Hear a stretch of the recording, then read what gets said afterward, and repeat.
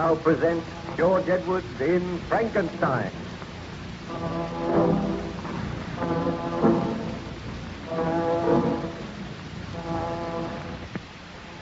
The good ship Voyager had been on a journey of exploration towards the North Pole.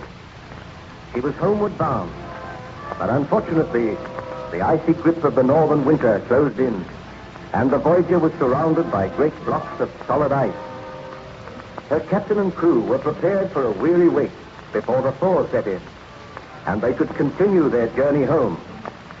Shortly after noon, Captain Walton and his first mate, Mr. Boyd, were standing on the deck of the Voyager.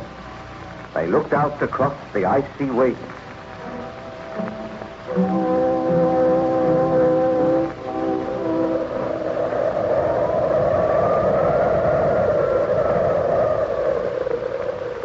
Well, Mr. Boyd, I think we will be here for quite a considerable time yet.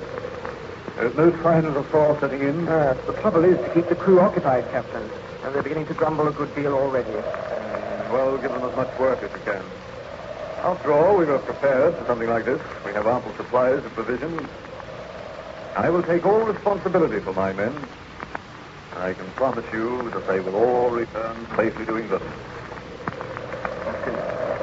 My eyes are seeing. What ails you, Mr. Boyd? Look there. Coming across the ice. A man. Are all the crew accounted for, Mr. Boyd? No one has left the vessel, sir.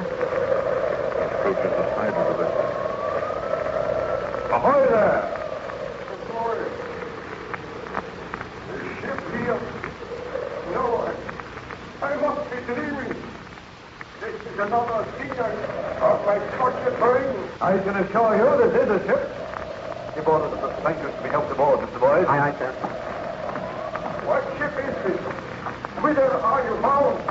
My men are coming to help you aboard now, sir. Bring him up that rope ladder. Steady there. Stranger appears to speak good English. Yeah? I wonder where he came from. I can't understand it. A man wandering about all alone out here. The wind and the snow is howling about. They're bringing him aboard now, sir. Who is the captain of this vessel? I am the captain. My name is Walton. I fear is this vessel bound? We have been on a voyage of exploration towards the North Pole. We commenced our journey homeward. The ice closed in on us. We are staying here until the thaw sets in. May I crave your hospitality and shelter? Most certainly, sir. May I ask your name? Victor Baron Frankenstein. I am ill and weak. Careful, he will fall. All right, sir, I have him. I must express my sorrow for the trouble I am causing you, Captain. But I am seeking shelter. Then my quest must go on. I must always go on. I cannot die till I find that evil, that demon, which I unloosed upon the world. You speak strange words, sir. Forgive me. If I can but crave your kindness, some food, and I will... Mr. Boyd, take Baron Frankenstein below to my cabin. See that he is made comfortable there. Give him food and drink. Let the ship's surgeon attend to him. You are giving him your cabin, sir? Why not? You have my orders. Have a hammock slung for me in the cabin. Aye, aye, sir.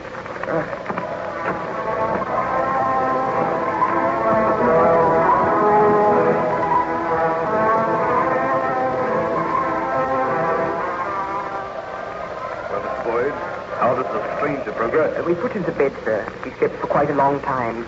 He seems better now, but I think his mind is rambling. Why do you say that? Well, ever and anon he speaks of some demon, some fearful monster. He peers through the porthole.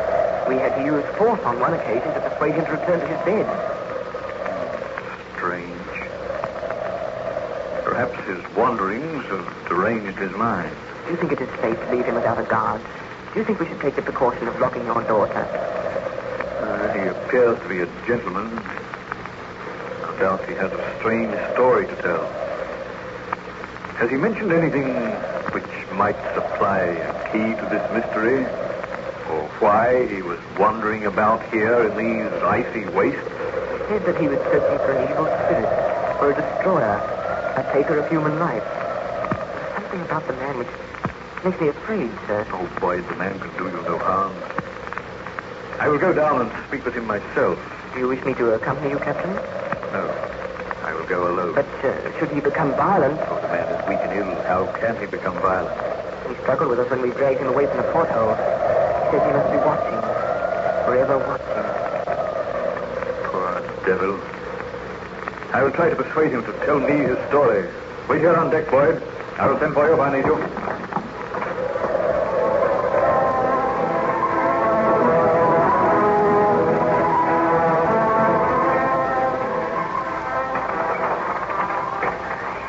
Pardon my intrusion, Baron Frankenstein. I came to inquire after your health. Why was I locked in this cabin? Why are you keeping me a prisoner? I am considering your own safety. Considering my own safety?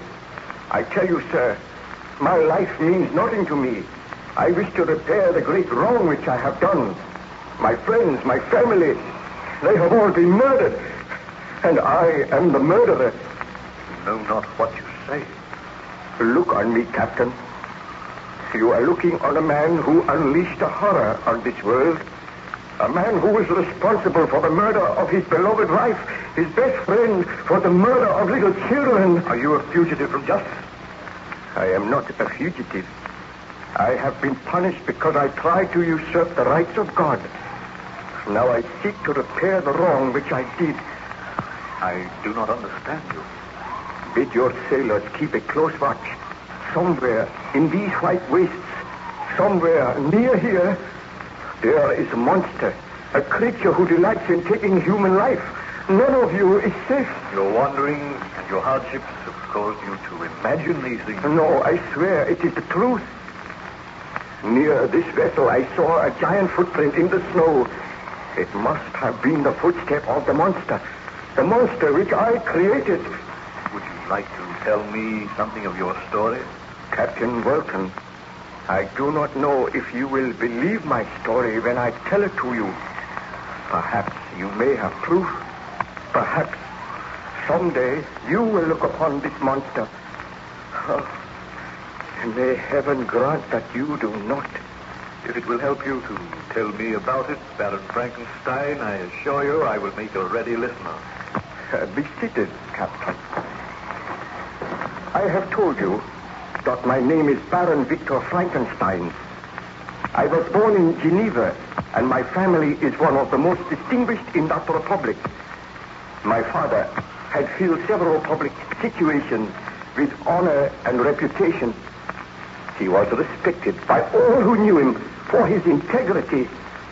So you can see, sir, that I grew up in the most ideal surroundings. When I was 17, my parents sent me to the University of Ingolstadt, and there I became interested in science. During my attendance at the university, my beloved mother died. I returned home for a brief while, and whilst at home I fell deeply in love with my cousin Elizabeth, and I determined to marry her as soon as my course at the university had been completed. I returned to Ingolstadt and continued with my studies. I read deeply, and gradually a most dreadful thought occurred to me. From my readings and my studies, I realized that it would be possible for man to create man. I became aware of the tremendous power of electricity. I was caught once in a terrific thunderstorm. I observed how the lightning had split an oak tree in half. And the knowledge came to me that just as electricity can destroy life, so can it create. And then and there, my horrible resolve was born. I vowed that I would not rest until I had created a man. This seems incredible, Baron Frankenstein. Oh, it may seem incredible to one who is not acquainted with science, but I studied and experimented, and when I retired from the university, I begged my father to build me a laboratory near our old home.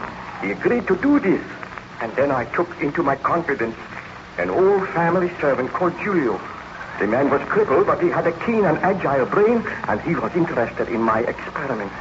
For months we worked. I intended to create a creature who would be both strong, good to look upon, and noble. Are you speaking the truth, Baron Frankenstein? I swear that I speak the truth. Did you succeed with this monstrous project? I swear a holy oath that I succeeded. I created a man. I usurped the rights of God. Did I say I created a man? That is not the truth. I created a monster. A monster? Why, you might well shudder, Captain Walton.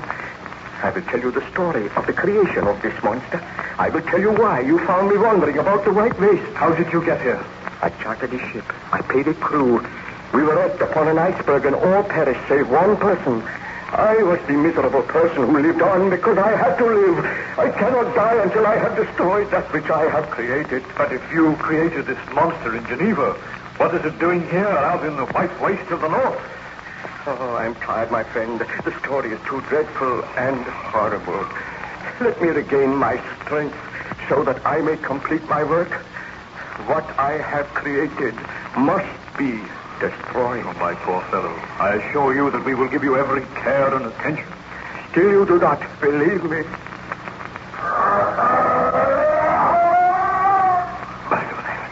What was that? The monster, it is here, aboard the vessel. That was the most ghastly laugh I have ever heard. Open that door. Let me complete my work now. Did you hear that? Stand aside. No, we shall not open this door. Mr. Boyd! Mr. Boyd! Come back at once and bring a pistol with you!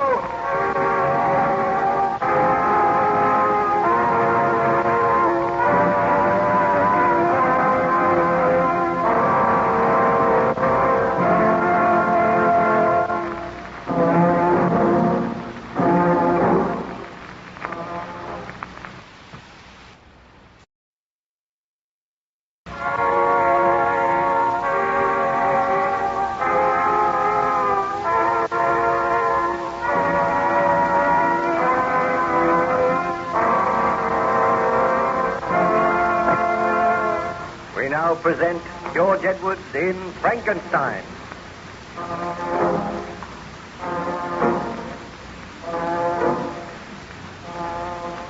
The good ship Voyager was held fast in the northern ice pack.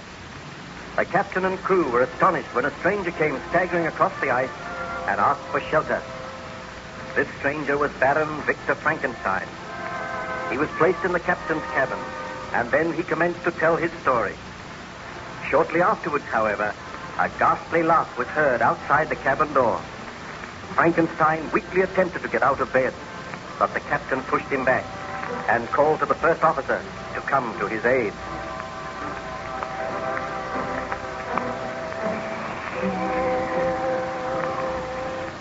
Captain Walton, you are condemning your first officer to death. A monster is out there. A blood-crazed, conscienceless beast. Oh, let me go. You are weak and ill. You can do nothing, Baron Frankenstein. Captain, what happened? Did you bring a pistol? Yes, from the detective. I came down from anyway. Is there anyone out there now? No one, sir. Very well. I shall unlock the door. Now come in. What did you see? Tell us what happened. I heard the captain calling, and I dashed down the companionway. Then out of the darkness, a huge figure seemed to leap at me. I was knocked aside. When I arose, there was no sign of anyone. I dashed up on deck again. There was no one there. The man on watch reports that he saw nothing. The monster was here. You are lucky to be alive. I believe your story now, Baron Frankenstein. I created that monster, and I must live until I kill him. That is my sole task on this earth. What I created, so I will destroy. What does he mean, sir? It is a strange story, Mr. Boyce. The Baron Frankenstein is too exhausted to talk any more tonight. Pray remain in the bunk then. I must try to get to sleep. I must recover my strength. I must have strength enough to kill the monster. You shall have every care and attention here. I will place a man on guard outside your door.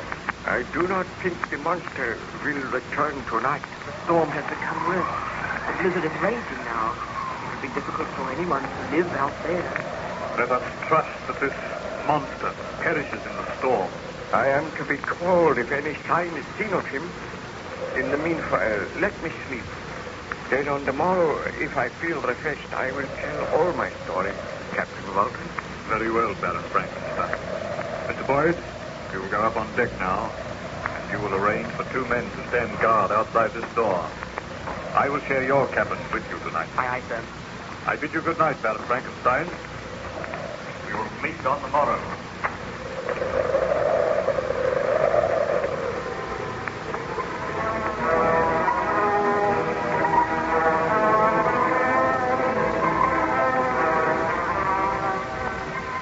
Surgeon tells me that you seem much better today, Baron Frankenstein. Yes, Captain, I feel much better. Was there any sign of the monster during the night? Nothing was seen. Please be seated. I know that you are interested in my story and you are puzzled by these strange happenings. I am extremely puzzled. Well, I told you that after I left the university, my father built a laboratory near our house. Each day I used to spend hours in this laboratory working with my servant Julio. Day after day, I read and studied so that my great experiment would be a success. Sometimes by night, Julio and I would visit graveyards to exhume freshly buried bodies. I was going to make a man, and the creature of my making was to be beautiful. I slaved and labored, neglecting my family and my friends, neglecting my fiancée, Elizabeth. It so happened that at that time, my greatest friend, Ernst Clerval, came to stay at our home. He had been at the university with me, and he had a vague inkling as to the nature of my experiment. However, I had become sullen and morose. I shunned my friend, and as my experiment neared completion, well, I became possessed by a strange, tense excitement. Imagine me in my laboratory late one afternoon, Captain Walton. I glanced out of the window and saw that the sky was dark and overcast. My servant Julio stood by my side. Now and again, he would glance over at the great bench on which lay a huge, inanimate figure swathed around with yards of bandages. I walked over to where the figure lay.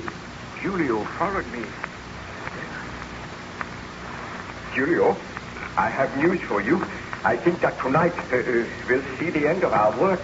Do you mean that the figure will come to life tonight, my master? I hope so. If the threatened thunderstorm takes place, there will be sufficient electricity to bring light to this inanimate mass. Look at it, Julio. At present, it is a lifeless mass shaped in the form of a man. For months, we have worked over it. Tonight, if the storm breaks, we shall raise this figure to the top of the tower in the laboratory, and there it will stay for 1 hour while the thunder crashes and the lightning flashes. Then we shall lower the body onto this bench once again. The wrappings will be taken off, and who knows? I may have created a man. Think of it, Julio. My work will be rewarded. I am afraid, master, we should not do this. Fool, why are you afraid? I am about to make a name for myself. I will be the greatest man in the world because I have created another in my own likeness. Throughout the centuries, men have tried to do this, but I will succeed. I know it. You may not be meant to succeed. Who is there? Mrs. Clerval here. May I come in, Victor? Yes. All right, Julio. Unlock the door. Oh, thank you. I wondered if I might watch you at work. Ernst, the time is right now for you to share my secret. My experiments are almost at an end. I suspect the nature of your experiments, Victor, and I almost dread to ask if my suspicions are correct. Look on this bench. Tell me what you see, Ernst. A huge, inanimate figure swathed around with bandages. My creation. Tonight, this figure shall have life. Victor, you must not do it. Man is not meant to do that. Boy, you are like Julio. He is also afraid. I want to speak with you privately. Bid Julio be gone. You may go, Julio. but be here tonight at 7 o'clock. We shall wait for the storm to break. The clouds are banking up now. I will obey you, my master. Victor, your life is bound up in this strange experiment, which I do not think for one moment will succeed. But might I point out that you are in love with a very beautiful and charming girl. You are neglecting her, and she feels this neglect keenly. Clerval, my friend, I know that I have been neglecting Elizabeth, but she will be proud of me, proud to marry me. I will be hailed as the greatest scientist the world has ever known. I beg of you to desist in this experiment. Do not try to bring life to this body tonight. Destroy what you have already done. Then marry Elizabeth and go away somewhere for a long holiday. You do not look well, my friend. No, I have been working too hard. But you ask too much of me, Ernst. I cannot give up my life's work. Do you love your work more than you do Elizabeth? No, I love Elizabeth very dearly, but I must do something with my life. I have always wanted to be a great scientist. My discovery will revolutionize the world. It will be possible to make men. Do you not understand? It is not possible. Experiments like this are not meant to succeed. You are usurping the right of God. You are my best friend. You cannot seriously ask me to give up this work. I am going to ask you to be here in this laboratory with me tonight to watch as I unbind the bandages from this figure and to know that my experiment has succeeded. Very well, Victor. Since you insist. But I do think you should take Elizabeth into your confidence. Let her come here tonight. Oh, she will be afraid. We will all be afraid.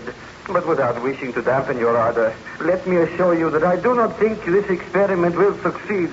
We shall see. Well, come with me now. Speak to Elizabeth. Tell her that you have been neglecting her and ask her to be present tonight. I will do that. We will go and seek out Elizabeth now.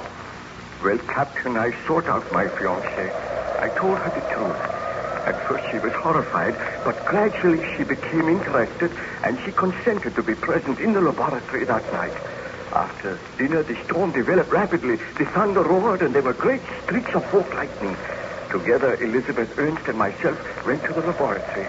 There we found Julio awaiting us, and I led the way to the bench on which lay the inanimate figure. When we reached the bench... Well, my friends, I feel that you are about to witness one of the most extraordinary things in the annals of the world's history.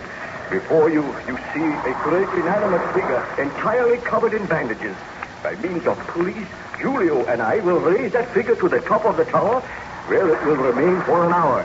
Then we will lower it, and I think the figure will have life. No, you cannot do it, Victor. You must not. I am afraid. Elizabeth, you said you had confidence in me. Will you promise me this, Victor? If the experiment is a failure, will you marry me and let us go away together?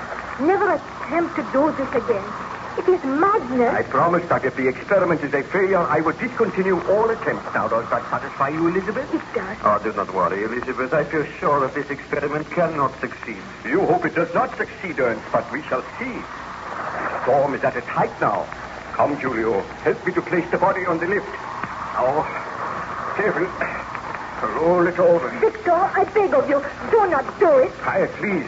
Now, Julio, pull the ropes and I will assist you. Pull. See, my friend, the body is going up to the tower. There it will be exposed to the full fury of the storm. Watch. The lightning frightens me. But this is a dreadful storm. The body is in place now. It will remain there for an hour. We must be patient. We will wait here. And in an hour's time, I will lower the body, unwrap the bandages, and perhaps I will have creation. Please proceed, Baron Frankenstein. Tell me what happened. I can tell you no more today, Captain. I am weary now, and the memory of the past upsets me. Please be patient. I will be patient. I will leave you to rest now, but I will return later, anxious to hear the remainder of your story.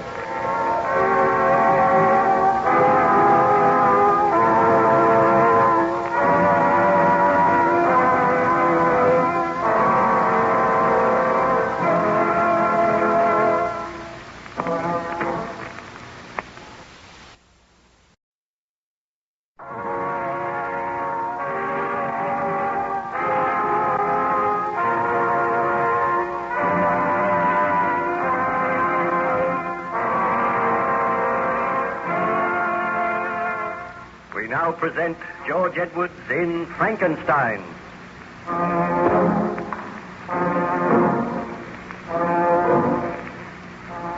Baron Frankenstein had taken refuge on the ship Voyager, which was icebound somewhere near the North Pole. The Baron was weak and ill, and the captain and his officers did their best to restore him to health. Gradually, he told them his story, and he explained to the captain of the attempts he made to create a man.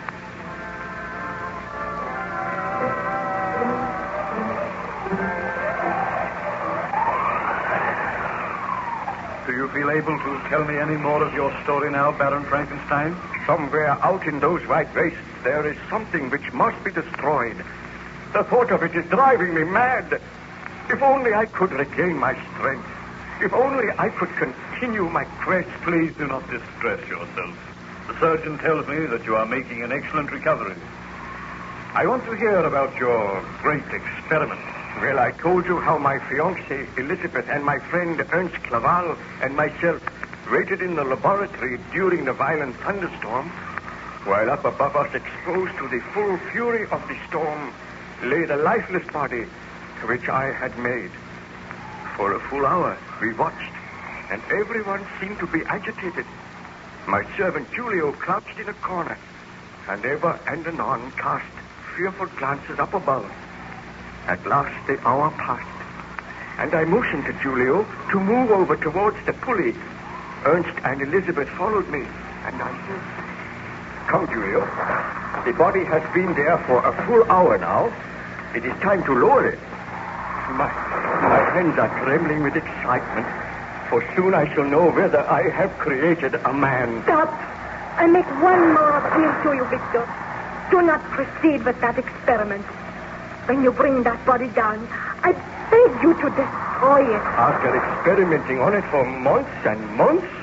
Oh, what you ask is too much. I also add my pleas to those of Elizabeth. Well, I must turn a deaf ear to your pleas. Help me with this pulley, Julio. I will, my master, but I am afraid the devil stalks abroad tonight. Ah, that is nonsense. I am a scientist. I am conducting an experiment. Now lower it gently. The storm seems to have abated a little. I seldom remember a worse storm. The thunder is still pealing. It is a fitting night for devil's work. This is not devil's work, Ernst. It is an achievement in the field of science. Now, roll the body off the lift. Come on. Gently, Julio. Over here. Fast hand. Close, all of you. What are you going to do? I'm going to unwrap the bandages. We'll start here. Nothing will happen. Nothing can happen. Oh, I feel that I must pray. Please do not let this creature have life. We should all pray. It is not too late to stay your hands, Victor. I feel sure that I am on the verge of success. I am removing the wrappings now.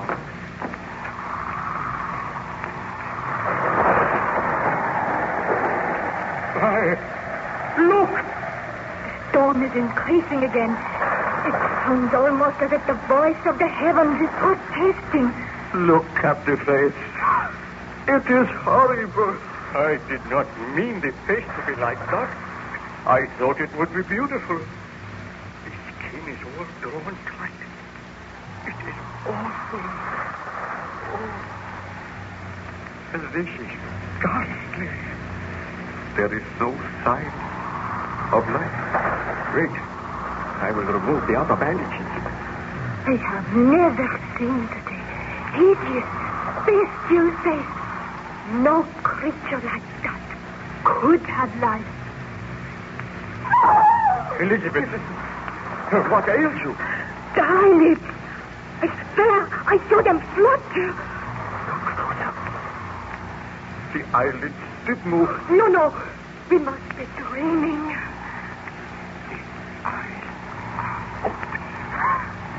The horrible creature is looking at us. No. It has closed its eyes again. Julio, darken the room. The light is too strong. My master, let me take this hammer. Let me destroy the creature. You heard my orders. Lower the lights. I will obey. Look. It is raising one arm. It has life. My experiment has succeeded. I have created life. I am the greatest man the world has ever known. No other man has had such power. Victor, this is too horrible. Destroy it now. Destroy it now would be murder. Although this creature is terrible to look upon, it is a man. It has life. It has feelings just as you and I. Can it speak? Not yet. It must learn to speak, just as we had to learn.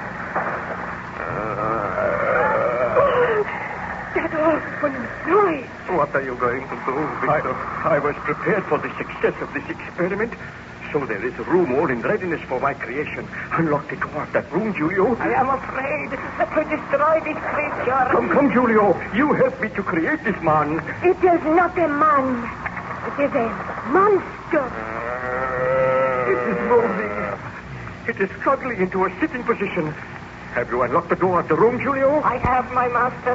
Then help me. We will move the creature into its abode. We will lock it in there. It will be your charge until tomorrow, Julio. Remain here in the laboratory. Remain just outside the door. Do not enter the room yourself, and do not let anyone else enter. I will obey. Oh, this is my creation. A man which I made with my own hands. The creature seems to be able to focus its eyes now. It is looking straight at me. Oh, it looks awful. I shall train it myself. Come, take the other arm, Ernst. Let us help it to walk across the room. No, I cannot touch it. There is much I would do for you, Victor, but I cannot touch that monster. I feel that I am going mad. There is no need to be afraid. The creature is helpless. It can barely walk. You help me, Julio. Take the other arm. No, do not make me touch it. Do as I say. Look, I have taken one arm. Now, help it off the bench.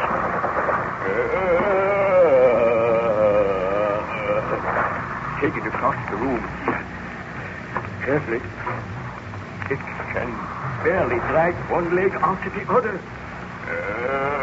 I have never seen anything so horrible. I admit I am disappointed in the appearance of my creation. It seems that in gaining life, the skin has become stretched tight, and the features have coarsened. Still, the creature has life, and that's the main thing. Now we will place it in this room. Careful, Julio. Now, help it. Help me get it off the bed. The bed is not big enough. The creature seems to have become taller and bigger. That is the extraordinary thing. Probably caused by the electricity. Leave it on the bed. Now come outside. I will lock the door. You take the key and keep it, Julio. I am glad the door is locked.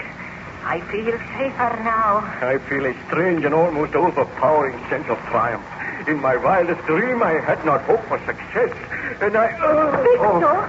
He has fainted. No. I felt strangely weak.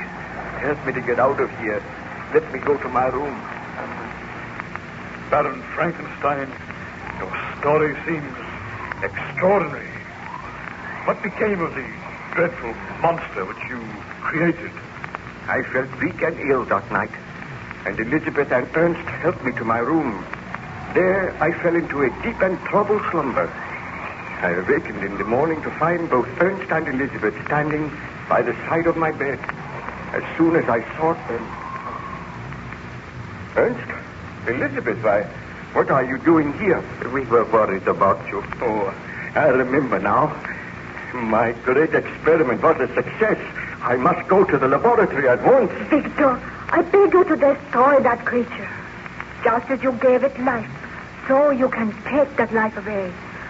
I know that you will never be happy while the creature lives, and I know that I can never be happy.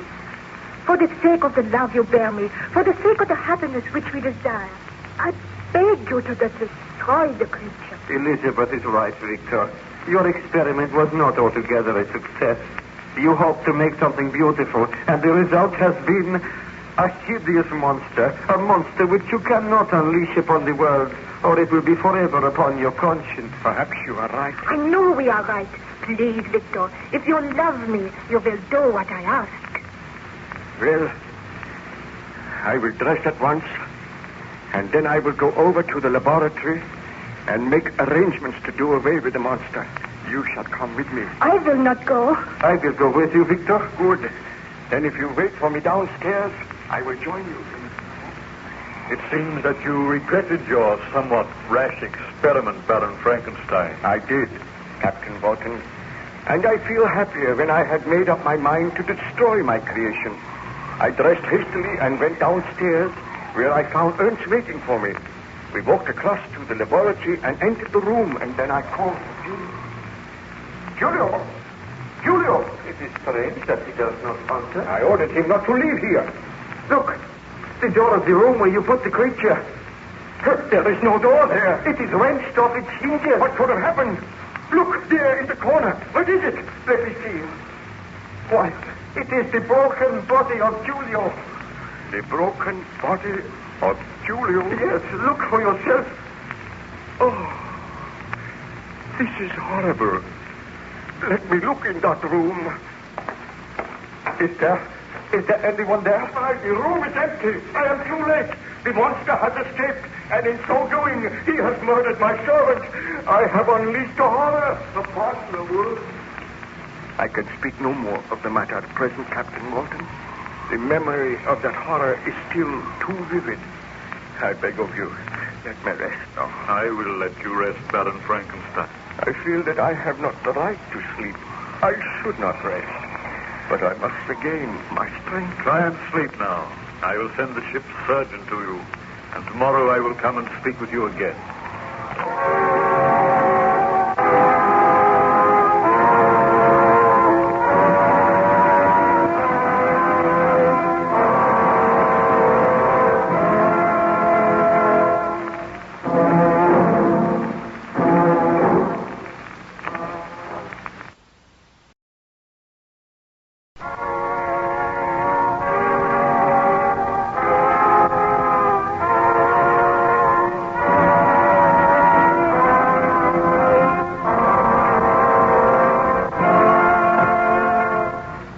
Present George Edwards in Frankenstein.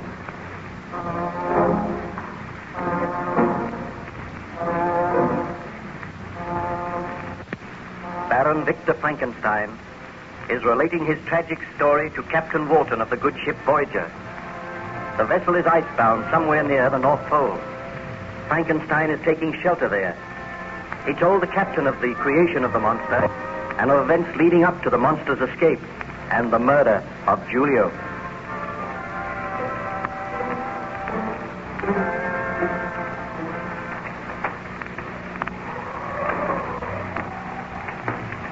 You look much better this morning, Baron Frankenstein. I trust you had a good night's sleep. I feel better, thank you, Captain. Tell me, what happened after you discovered the body of your servant Julio? I recall it quite clearly. My friend Ernst Clerval and myself were in the laboratory. We found that the door of the monster's room had been burst open, and there was the broken body of Julio lying upon the floor. We bent over the body, and then Clerval. Do you realize, Victor, that you have unleashed a monster upon the world, a killer? Anybody's life may be in danger. We must make a search immediately. I will organize a search party. All the peasants on the estate can join in the search. I now realize the enormity of my crime. I will aid you, but I do not know what Elizabeth will say when she learns of this. What are the authorities going to say? How am I going to explain the broken body of Julio? You will have to tell the truth to the police. But they will not believe me. They think I am mad. Oh, you were mad to attempt this experiment. I am only sorry that it has succeeded. Elizabeth will be appalled when she hears this news. I will search for the monster, I promise you. But I do not think there is anything further to fear, Ernst. The monster will perish. I wish that this were only a dream, some horrible nightmare, and I could awaken to find it was not true. God, Julio's body proves the truth of what has happened. I know, but somehow my fear has vanished. I am going to seek my own happiness now. Oh, how can you talk like that when the monster is alive? The monster will be found. If not, he will perish. Let us go to the tree. Tell me, Did the police succeed in finding the monster, Baron Frankenstein? They did not. The search went on for days, and still there was no trace of the monster. But my hopes were high. I felt sure that the creature had wandered away somewhere in the hills, and there perished from cold and starvation. There came a day when I had almost forgotten the monster, and my experiments, they seemed like some dim dream of the past. I sought out Elizabeth, I feel sure that we will have no further fear of the strange creature for which I was responsible. I am asking you now, will you marry me and come away to England? Let us take a long journey together. But Victor, does your conscience allow you to leave here? Are you sure that nothing further will be heard of this horrible creature? Oh, it is some months since the monster disappeared and nothing has been heard of it. It is safe for me to go now, Elizabeth. How long shall we be away? For at least 6 months. Then we shall return here and settle down in my home. Oh, please say that you will marry me as soon as possible, Elizabeth. There is only one request I have to make of you, Victor. What is it? My sister's child, William, needs a home. His mother is very ill. His father is dead. Can he come and live with us? Well, of course. I am very fond of William. We shall adopt him, and he shall be as our own child. Oh, you are very kind, Victor. Oh, I am just a man in love with a beautiful woman. Now, let us go and tell your father. We will be married very soon, and we shall make all arrangements for our journey. Well, Baron Frankenstein, I trust you are not too tired to continue with the story? No, I am just marshalling the facts recalling my happy marriage, those glorious few months in England, and then my return home. How long did you remain in England? For 8 months. We had a delightful holiday there, and I returned to my ancestral home, and my wife and I settled down. During our absence, we had left the child William in charge of a nurse, whom we called Justine. She was an old friend of the family. She had known my wife for years. A few days after our return, Justine approached my wife. Master William desires that I shall take him out for a walk. Do you think the weather is clear enough, Baroness? Oh, I think the child could go for a walk. What do you think, Victor? By all means, the sun is shining brightly now, although there are clouds on the horizon. Clouds under the horizon. Thick black clouds. I fear there may be a storm. Just such a storm as one... Please, Victor, we agreed never to talk of that. Well, may I take the child for a walk? Yes, just a short walk down to the lake, Justine. Tell me, Justine, do you like the child? Do you think that young Master William shows promise? He is rather a David child, with a very strong will of his own. But I am fairly strict with him. Oh, you must not be too strict with him. Remember, we were all young once. I will remember that, Baroness. All right, take him out now. But do not take him any further down the lake. If there are any signs of an approaching storm, bring William home at once. I will, madame. Tell me, Elizabeth, what do you think of Justine? Oh, I have known her for years, my dear.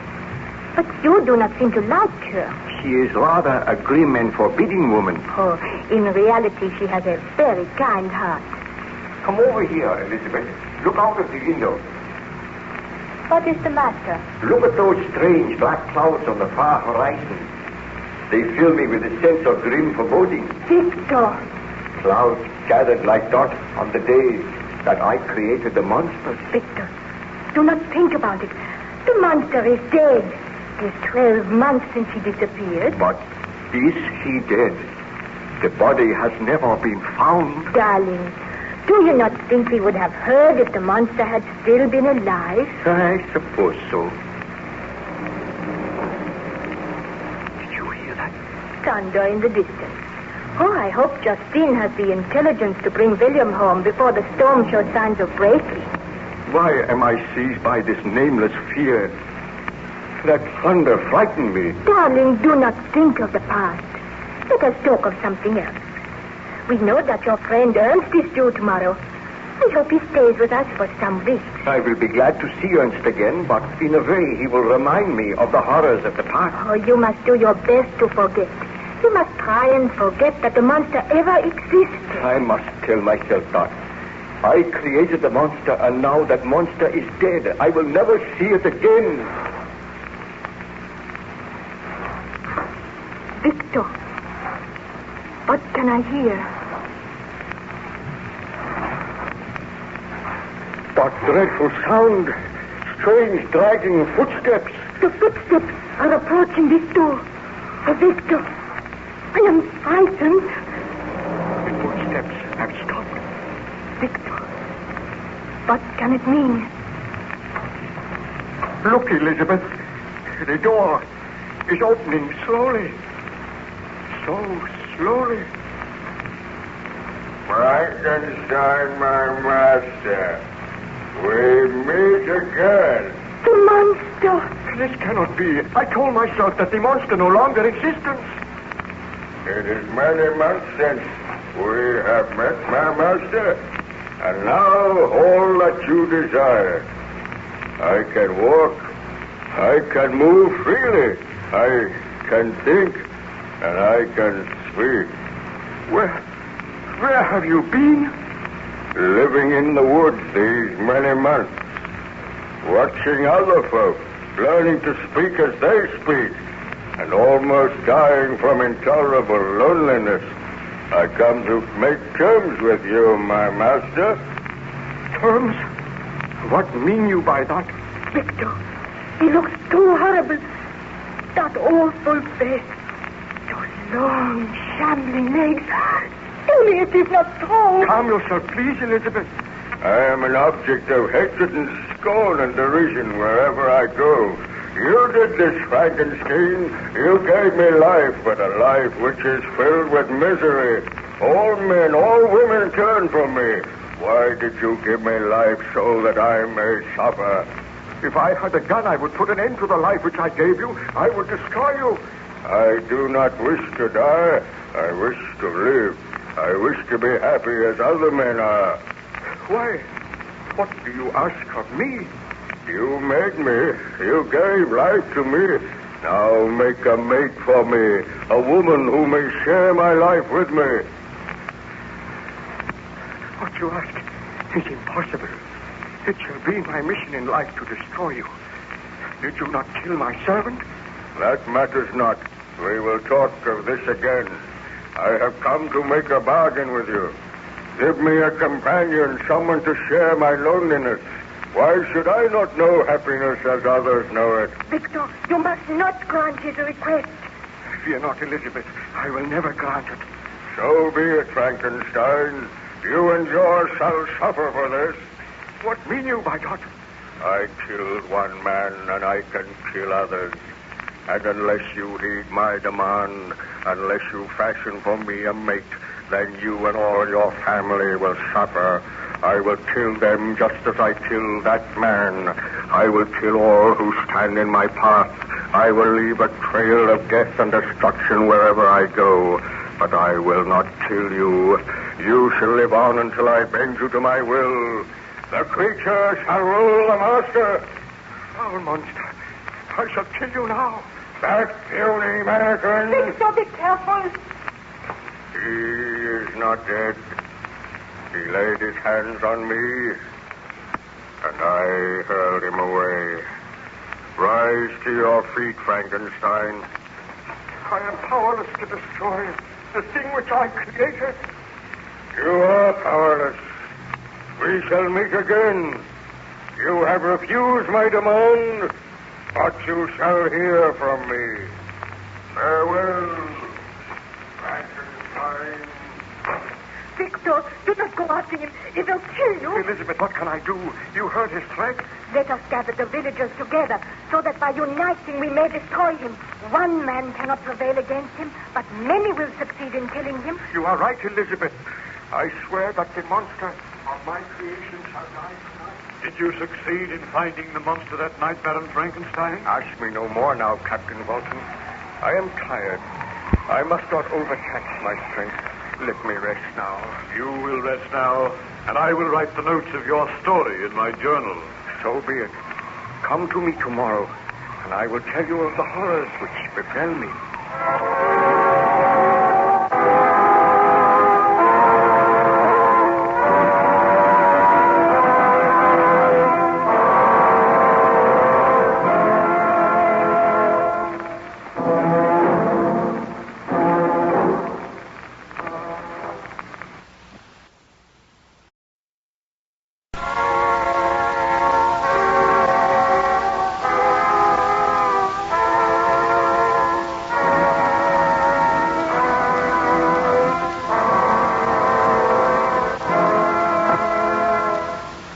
present George Edwards in Frankenstein.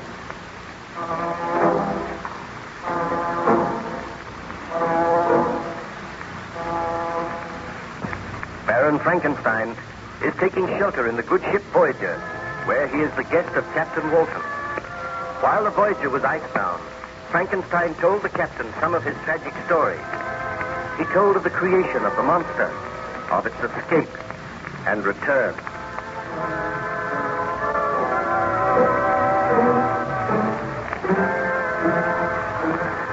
I trust that you had a refreshing sleep, Baron Frankenstein. You certainly look much better this morning. Thank you, Captain. I slept very well, and I feel that my strength is gradually returning. I am glad to hear that. Do you feel inclined to tell me some more of your story? Well, I remember telling you how the monster had returned. He had learned to speak, and he begged me to make him a mate. Yes. One cannot help feeling a little sorry for him. I know what it is to be bitterly lonely. I also know, but the monster rushed out of the house when I refused. My wife and I discussed the matter. I sent for the burgomaster and begged that his officers would look for the monster. Some little time later, the storm burst in all its fury. The rain came down in torrents, and the thunder roared. My wife approached me anxiously. Victor, do you know that Justine has not brought little William home yet? I had almost forgotten about them, Elizabeth. Are you sure they have not come home? I have searched the house. We have asked the other servants, and they have seen no sign of them. Dear, this is most disturbing. You instructed the woman to come home before the storm burst. They have been out for a long time. Do you think we should go and look for them? They only went to the edge of the lake. They cannot be far away. I am worried, Victor. You know the monster is loose out there. Suppose that he were to attack William or Justine. Oh, there is no fear of that. Undoubtedly, Justine and William are taking shelter somewhere. I hope that you are right. Justine, you have returned. Where is William? How can I tell you? Victor, where is William? I took him to the lake, and I was playing with him there. He ran away from me. He went into the woods. I took a long time to find him, but I failed. I called his name time and time again, but there was no reply. Then the storm burst. I became panic-stricken. I have been out in the rain searching for him. I fear that he may have fallen into the lake. Victor, you must go at once. Find the burgomaster and his men. Tell them to forget about the monster. They must find William. I will go now. Have hope and courage, Elizabeth. I am sure that I will find William somewhere. Madame, how can I ask your forgiveness? I swear that I meant no harm to come to the child. You should have stayed with him, Justine. If any harm has come to me, I will never forgive myself. Well, go and change your clothes. You are wet through, and then come down here. We will wait patiently for Baron Frankenstein to return. Ah, Victor, you have not gone I yet. am taking some of the servants with me. I have left word here that if the burgomaster and his men return, they are to look for William. Wait for me, Elizabeth. I will return as soon as possible.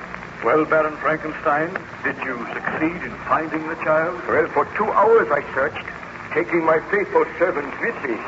We wandered through the woods, calling the child's name, but there was no reply.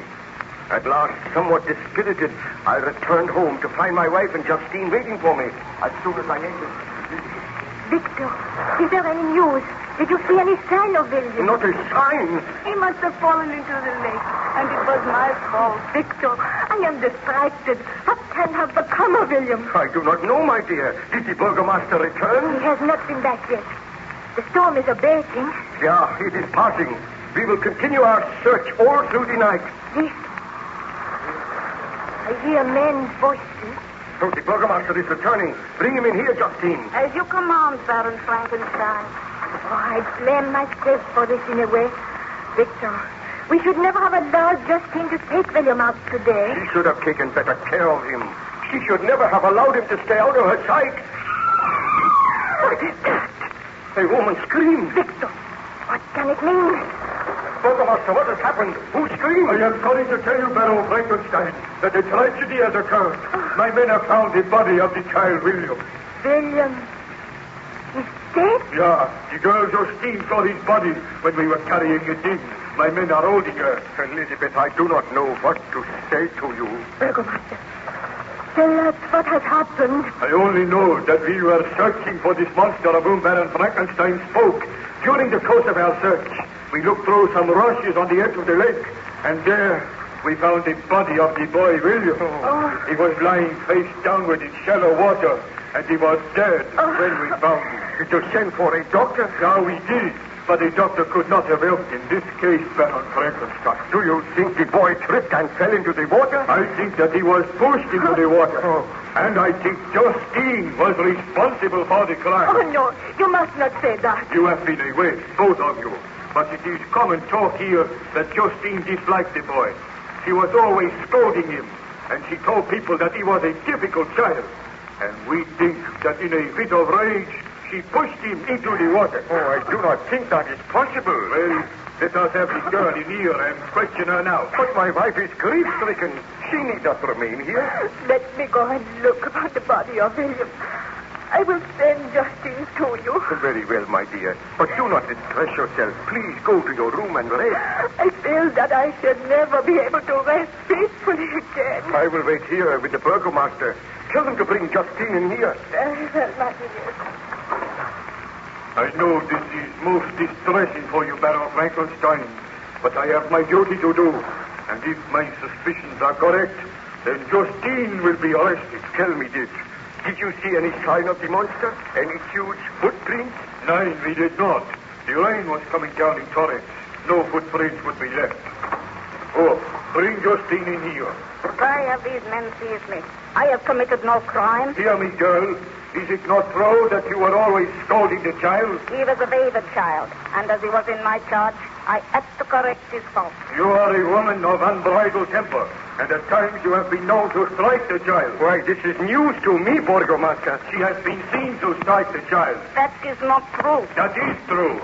Will you admit that at times you have struck him? Yes, I have struck him, but merely because he deserved it. You had no right to do that.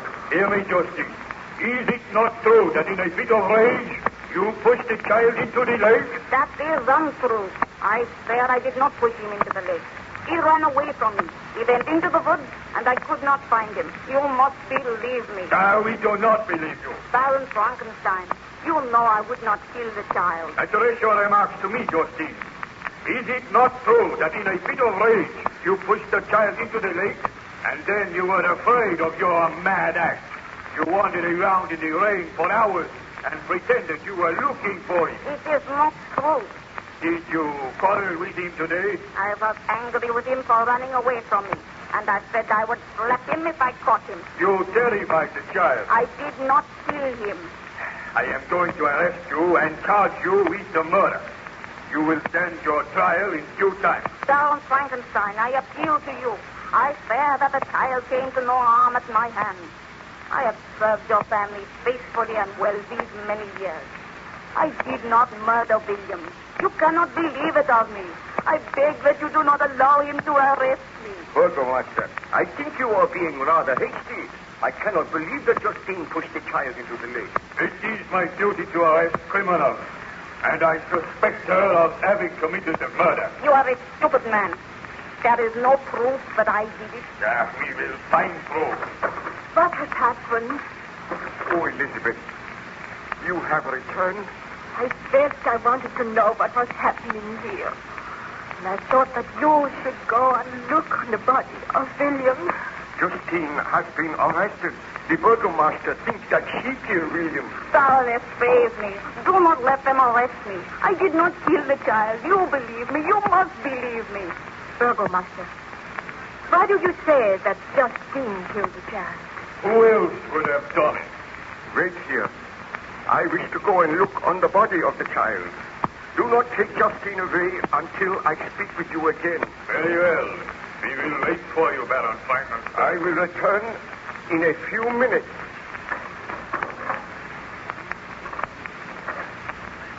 Now, Justine, it will be better for you if you tell the truth. If you confess, then there may be a chance of saving your life. But if you persist in your denial and the court finds you guilty, then you will surely die. But I am not guilty. And I know the Baroness does not believe that I am guilty. Perhaps the Baroness is not aware that at times you struck the child. true, Justine. I had to correct his faults. Never at any time did I strike him hard. Oh, you had no right to strike him. I go to my knees before you, Baroness. I swear I am innocent of this charge. Please help me. Enough of that, Justine. You shall receive a fair trial. But I am convinced that you are guilty. Wait, Uncle Master. This girl is not to be taken from the house. What ails you, Baron Frankenstein? She did not murder the child. What? How do you know? Did you not observe the marks upon the child's throat? He was strangled. The marks were the same as those upon the throat of my poor servant Julio. I am in reality the murderer of that child. The murderer.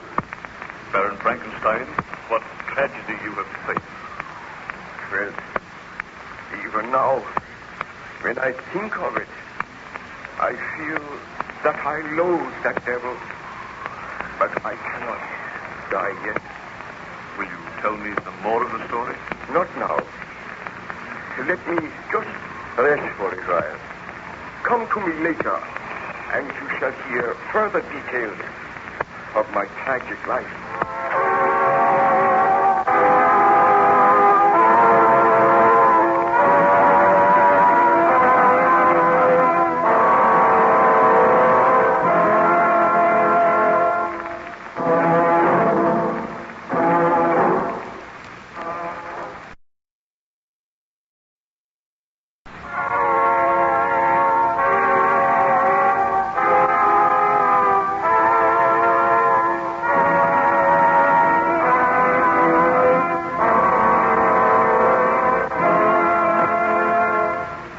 Present George Edwards in Frankenstein.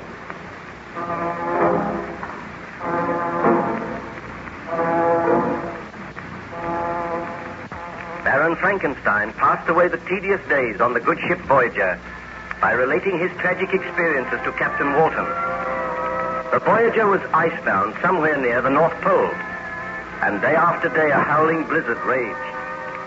Captain Walton became worried, and the ice pack grew higher. He confided his worry to Baron Frankenstein.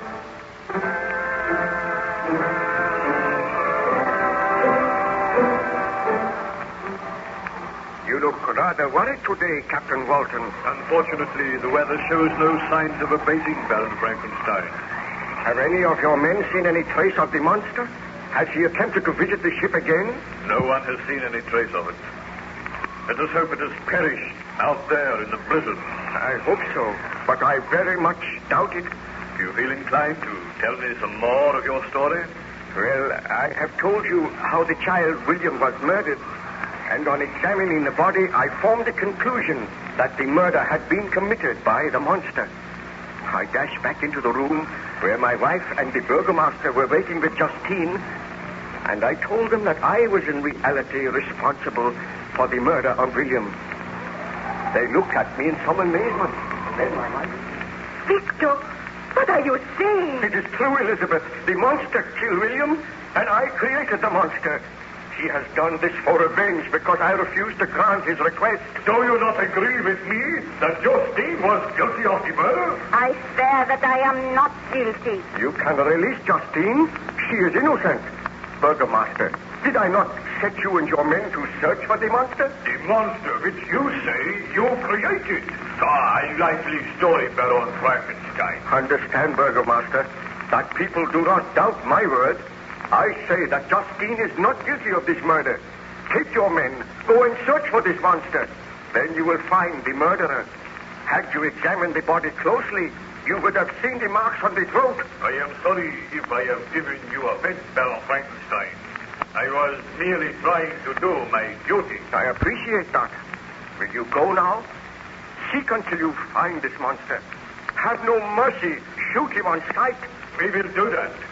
But of a truth, I have never seen the creature. Is it true that he is your creation?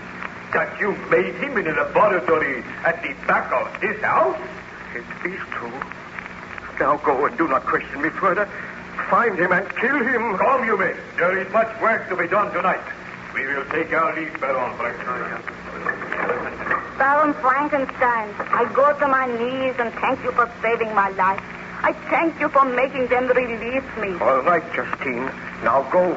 Yes, I wish to speak to the Baron, and I do not wish to be disturbed. I will go, and believe me, I will sincerely mourn the child.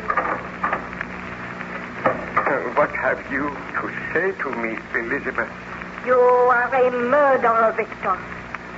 You were right when you said you were responsible for William's death. It was through your own obstinacy, your headstrong stubbornness, that the monster was brought into being. Ernst and I pleaded with you. We begged you not to proceed with this experiment. But you turned a deaf ear to our pleas. And as a result, Julio and William have been murdered. The murder is yours, and it will forever be upon your conscience. Oh, Elizabeth, please do not turn against me. Had you heeded me, had you really loved me, you would not have proceeded with your experiment. You would have married me and destroyed the form which you had made. But you were selfish. You wish to win fame. And what is the result? Oh, I hate you, Victor. Oh, Elizabeth, you do not mean that. Oh, that child's body lies in this house, mutely crying for revenge. And yet you stand here and try to justify yourself. What can I say to you, Elizabeth? Are you going to let that monster live? Are you going to let it roam the countryside, leaving a trail of death and misery? Why are you not out searching for it? Why do you not destroy this evil thing? Very well, Elizabeth. I admit that I cannot justify myself. I will go now, and I shall not return until I have slain the monster. No, Victor. I do not mean what I said. If you go out there, the monster may kill you. You have shown me my duty very plainly, Elizabeth. I will go, and I trust that I will return. You must not go, Victor. The shock and the grief cause me to speak like that. I do not hate you. I love you, and I want you to stay here. It is because of my love for you I want to repair the great sin which I have committed. You cannot go. Remember, Ernest Corval is coming tomorrow. Tell him what has happened, and do not fear for me. Goodbye. Did you succeed in finding the monster, Baron Frankenstein? Well, I wandered out into the night. I walked through the woods. I traveled for miles until I was footsore and weary. But still I saw no trace of the being which I had created. And then, just as dawn was breaking, I came to a little clearing at the side of the woods. I looked around curiously, and then eventually I heard a woman sobbing. I hurried in the direction of the sound, and as I came through the woods, I saw a peasant's cottage. Outside the cottage, a woman was kneeling beside the body of a man. She was weeping bitterly. I approached her.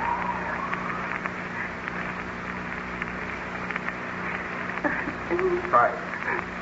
What is the matter? Can I do anything to help you? Who are you? Where have you come from? My name is Baron Frankenstein. What is the matter with this man? Oh, he is dead. He has been murdered. Let me see. Oh, the same marks on the throat. This man was my husband. We lived here happily together for many years. And one day a strange creature came into the woods. He seemed to be half man, half beast, always trying to have indoors, following my husband. Then he went to his work in the woods. Today, my husband took his gun. He shot at the creature, and the bullet struck him, but it had no effect. The creature advanced. He seized my husband by the throat. I was powerless to interfere, and in a few minutes, Gustav was dead. Then the creature ran into the woods, saying that all men were his enemies. Leaving a trail of death and misery. Oh, will you help me, sir? What can I do? I am so afraid. We will take your husband's body into the house. I will return to town, and you shall come with me. It is not safe for you here. What is this strange creature? Where did he come from? He terrifies me. Will help me to carry your husband's body. Now, gently now. Bring it in here. Come on, this way. There. We shall lay it on the couch. What can I do? Oh, Gustav, my husband. Take comfort. Although there is little I can say. What? Listen. The monster approaches. Oh, we are not safe. We shall be killed. Greetings, Frankenstein. I thought that you would follow me. I have followed you so that I may kill you. This time I have a gun. You cannot kill me. We shall see. I am wounded, Frankenstein, but I will not die. You are the second man who has tried to kill me today. The second man who has wounded me, who has taught me the meaning of physical pain. Let this woman be gone. We have much to say to each other. I will go. This creature is a devil. He cannot die. Poor woman. Why did you kill her husband? Because he was my enemy. All men are my enemies.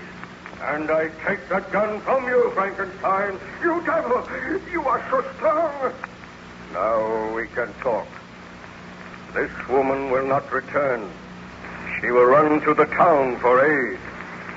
I am the most wretched being on this earth. You are my creator, Frankenstein, and yet you despise and spurn me. You gave me life, a life that is filled with misery and wretchedness. You gave me this hideous form which turns all men against me. Do you expect me to love all men? Why did you kill the child? Why did you kill this poor peasant? Because he strove to kill me. Have I not the right to defend myself? Why do men strive to kill me? Why do they shudder when I appear? Is that not your fault, Frankenstein? Have I not suffered enough? Do you not think I have been punished? Everywhere I go, I seek bliss and happiness. But I am excluded because I am a hideous monster. Misery made me a fiend, but it is in your power to make me happy. Then there will be no further death, no further misery. When first you brought me to life, I was a poor, helpless, miserable wretch. I knew and could distinguish nothing, but I could feel pain, and I spent my days in weeping and misery. I will remember one day when I was oppressed for the cold. I was wandering in the woods. I found a fire which had been left by some beggars. I was overcome with delight at the warmth I experienced. I thrust my hand into the embers. I quickly drew it out again with a cry of pain. Thus did I learn the meaning of physical pain. But I have had greater suffering than that, Frankenstein. Wandering in loneliness. And yet you could give me happiness. I watched this couple whom you call peasants. They were happy. They loved each other. A love which I could never know. I wished to be friendly with them, but they fled from me, viewed me with hatred and loathing. The man strove to kill me. Then he died. Tell me, foul monster, why did you slay the child, William? Because he meant something to you. Because I wanted you to suffer as I have suffered. And I swear this, Frankenstein, if you do not give me a mate, then you shall have no mate. I shall slay your wife. You dare to threaten to kill my wife? I swear that unless you start work very soon, unless you commence to create another creature, then your wife shall die. What happened, Baron Frankenstein? Did you agree to the conditions imposed by the monster? Oh, I can tell you no more today, Captain Walton. The memory of those horrors is still too fresh upon my mind. Return later, and I will continue with my story.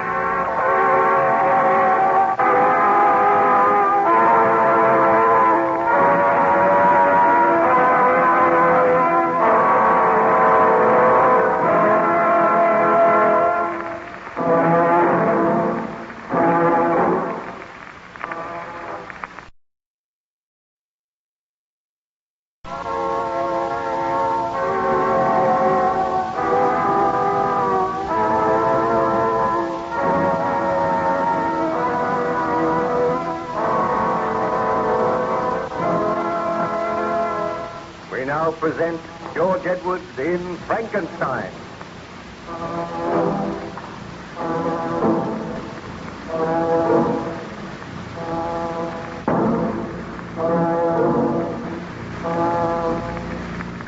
Frankenstein related his experiences to Captain Walton, the master of the Voyager, the vessel which was bound on a journey in polar exploration. While the Voyager was icebound, Captain Walton spent much time with Baron Frankenstein, who was gradually recovering his health.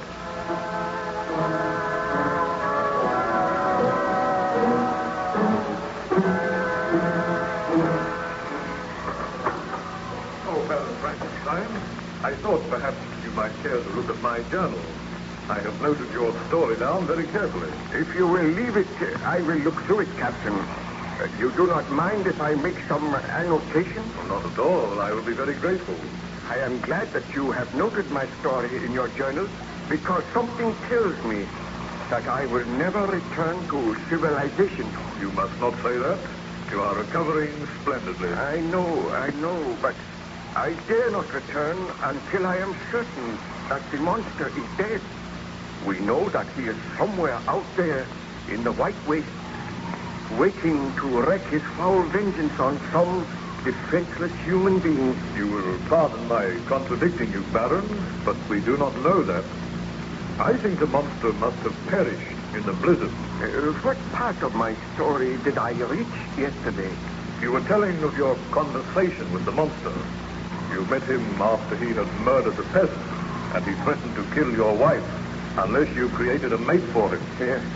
I sat there in the little peasant cottage, and I was horrified at the monster's words. He gazed at me for some time, and then foul monster, you seek to arouse my sympathy. Do you not know that you have turned my wife against me? Had I but heeded her advice, you would never have lived. I came to destroy you the day after your creation, but I was too late. You had escaped, and you had already taken a life. I will take no more lives if you will accede to my request. When I left your home, I wandered through the woods, and there I saw the child whom you called William. As soon as he saw me, he screamed and sought to run away. But I seized him by the arm and spoke softly to him, bidding him not to be afraid. He told me that his uncle was Baron Frankenstein, and that I would be punished if I harmed him. At the mention of your name, I trembled with rage, and in a fit of black rage and despair, I killed the child. Just as I shall kill all of your family unless you create for me a mate. I cannot bring myself to do such a thing. You are hideous and horrible. Were I to create another like you, I might unleash another horror on the world. My companion must be as deformed and horrible as myself. One from whom everyone will shrink, and who will turn to me for comfort. But I cannot do it. You must do it, or I will work against you so that you shall curse the very day that you were born, so that you will curse those whose hands created me. I do curse them now. I seek to reason with you. You are my creator. Let me feel gratitude towards you. Let me see that I excite the sympathy of some existing being. Do not, I beg of you, deny me my reward. I have tried to paint for you a picture of misery, the horror, and the suffering which I have undergone. All I ask is a mate as hideous and repulsive as myself. Do I see compassion in your eyes? And if I consent, what then? If you consent, neither you nor every other human being shall ever see us again. I will take my mate and go to the vast and frozen wastes of the north. Your body is deformed, and your mind is deformed. I have learned that I cannot control the mind of any creature which I create. If I create a mate for you, she will also have the desire to kill, to inflict misery on others. Oh, I dare not do it. If you refuse, I swear that all you know and love shall die as others have died. I will haunt this earth, the enemy of mankind, who are my enemies. So be it. I must consent to your demand on your solemn oath that you will take your mate into exile so that none will ever see you again. Do you swear to that? I swear by the sun and by the blue sky of heaven and by the fire of the love that burns in my heart that if you grant my prayer, you will never behold me again. Depart to your home and commence your labors. I shall watch your progress with anxiety. And mark this well, when you are ready, when your labors are complete, I shall appear. And if you fail me, you know the penalty. Farewell, Frankenstein. I trust that soon we shall meet again, and that the meeting shall bring happiness. But, Baron Frankenstein, surely you did not accede to the monster's request? Well, after he had left the little cottage, I sat and I thought for a long time. I realized that he was a vile and horrible creature, and that he had demanded that I should create just such another creature. And my heart was heavy. With dragging footsteps, I returned home, where I found my wife and my friend Ernst Clerval awaiting me. As soon as I entered, Elizabeth. Oh, Victor, I am so glad you have returned.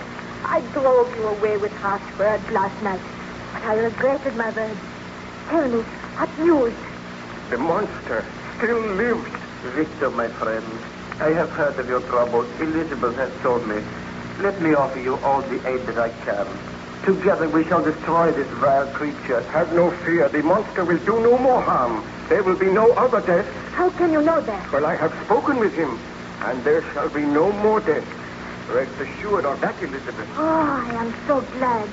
But can you trust this monster? I have been greatly punished for my sins. Tell me this, Victor. Did you consent to the monster's request? Surely you did not promise to create a mate for him? Elizabeth, there is so much at stake. So much harm has been done. Victor, you cannot do it. Already there is one vile, bloodthirsty monster roaming the earth. Dare you create another? Oh, give me time to think, please. Oh, Elizabeth, he is upset. Leave him alone with me now, and I will talk with him. Oh, I am thoughtless. Poor Victor has been out all night. He needs refreshment. I will see that a meal is prepared for you, Victor. Oh, I thank you, Elizabeth. Remain here with Ernst, and we shall talk of the matter later.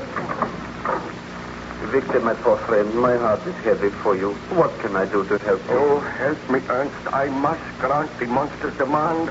I tried to kill him. My shot wounded him, but he did not die. And before I could fire again, he took the gun from me. Did you promise to create a mate for him? I did, but my work shall not be done here. I will travel to some lonely island, and there I will have to study again for many months. And there I will create a mate for the monster, which I created. You must not do it, Victor. I must do it. Oh, having created one such hideous monstrosity is a sin for which you have paid heavily. Do not create another. If I do not, your life is in danger. Elizabeth's life is in danger. I must do as the monster says. So be it. I shall accompany you, and I will help you with your work. Oh, you are kind, my friend. A friend of mine has a cottage on a little island in the Orkneys. I know that he will lend us this cottage, and you will be able to conduct your work there. But I am against it, Victor. I do not think you should do it. I must do it.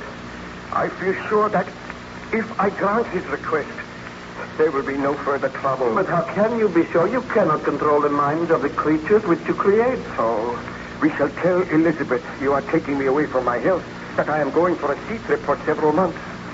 Then I will be able to return here to find happiness when my work is done. It seems the only way. The servants are preparing a meal for you, Victor. Oh, thank you, Elizabeth. I have just been talking matters over with Ernst, and he thinks that I should go away with him for a sea trip. My health has been undermined by all this dreadful worry. And you are going away without me? No, but you will be safe here. I know that the monster will not harm you. I feel that I must go away without you this time, Elizabeth. Where are you going? We have not decided yet. But will you not trust him to my care, Elizabeth? I will, Ernst. But I want to ask you one question, Victor.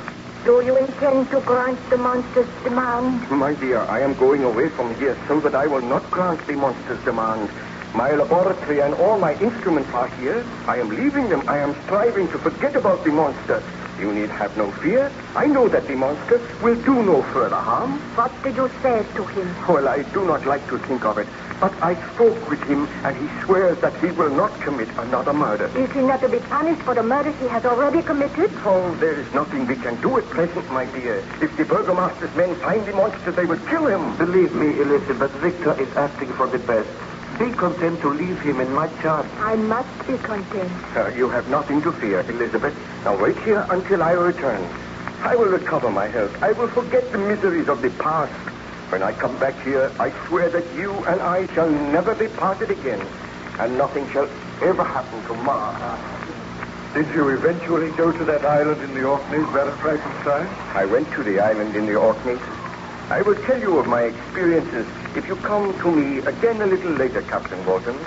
I wish to look through your journal now, and I may make several corrections. Very well, Baron Frankenstein. I will leave you alone now, but I will return later.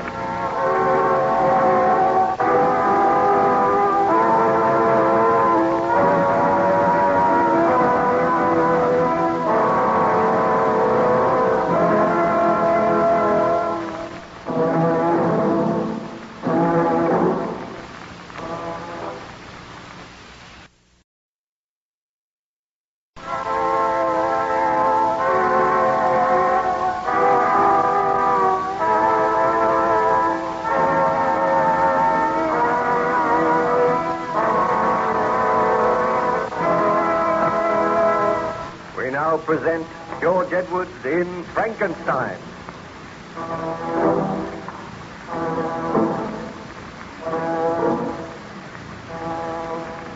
During his enforced stay on the good ship Voyager, Baron Frankenstein related his experiences to Captain Walton, who noted them in his journal. And it is owing to that journal that we are able to retell the strange experiences of Baron Victor Frankenstein. Each morning, Captain Walton used to visit Baron Frankenstein's cabin.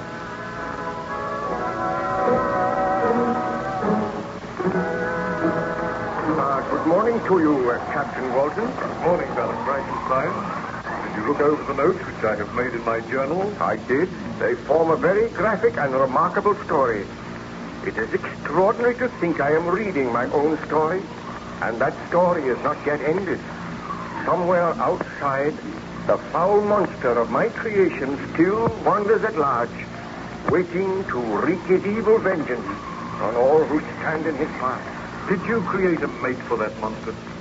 You may remember you were telling me that you and your friend Ernst Clerval had arranged to journey to a lonely island in the Orkneys, there to attempt to create a female monster. That is true, and I lied to my wife. I told her that I was going to take a short trip for my health. Eventually, I reached the island in the Orkneys, and there Ernst Clerval and I took up our residence in a large, comfortable cottage. I used one big room at the back to conduct my experiments. I studied night and day. I worked for months, and at last I molded a form which I hoped would someday have life and would be the mate of the monster which I had created. One night, I sat working over this form while Ernst sat by my side. He watched me at work and said, Victor, I do not know whether you are doing the right thing. I do not feel that you should create another monster. I have doubts myself, my friend. As my work nears completion, I am afraid. I think that I will unleash another killer, another frightful monster to bring havoc and misery into the lives of many people, and yet I must go on. You do not know that the original monster you created still lives. He may have died by now, and if you continue with this work, You may have to destroy it. Sometimes I feel that the monster which I created will destroy me. Oh, you should not think of those things. Have you heard from Elizabeth lately? I received a letter from her yesterday. She begged me to return home and wonders why I am delaying so long. She must never know what I am doing. She will never forgive me. She will never learn. Come to bed now, Victor. You have worked long enough. You look tired and ill. I am tired and ill, but I cannot leave my work at present. You go to bed and leave me here. The truth to tell, I am tired of this cold, windy, unpleasant island. Will we be here much longer? Not very much longer. If I work through the night, it will merely be a matter of waiting for a thunderstorm. That might come tomorrow, and then my work will be complete. Then this lifeless body will have the divine spark, and I will have sinned again. Oh, think of it, Ernst. I should not do it. I know I should not do it. Courage, my friend. It is not too late to destroy the body. Go, leave me. I must think. And I must work on and on, working for the monster which I created. You will be all right here? Of course. Why not? Oh, very well, my friend. I will bid you good night. A moment.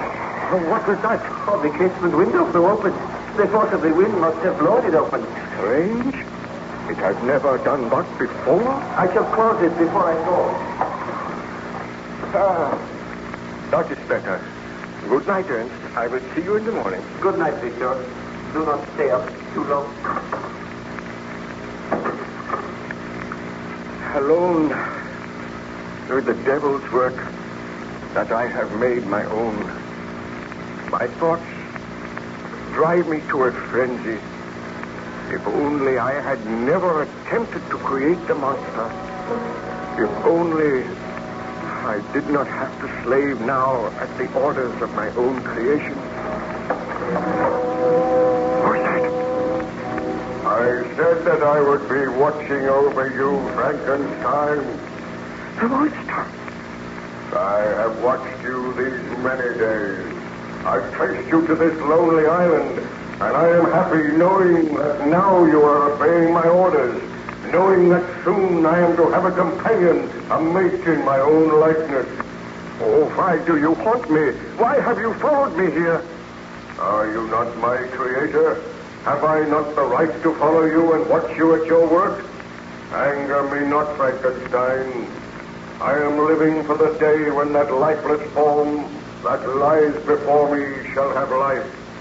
Then there will be one creature on this earth which will not regard me with shuddering hatred and loathing.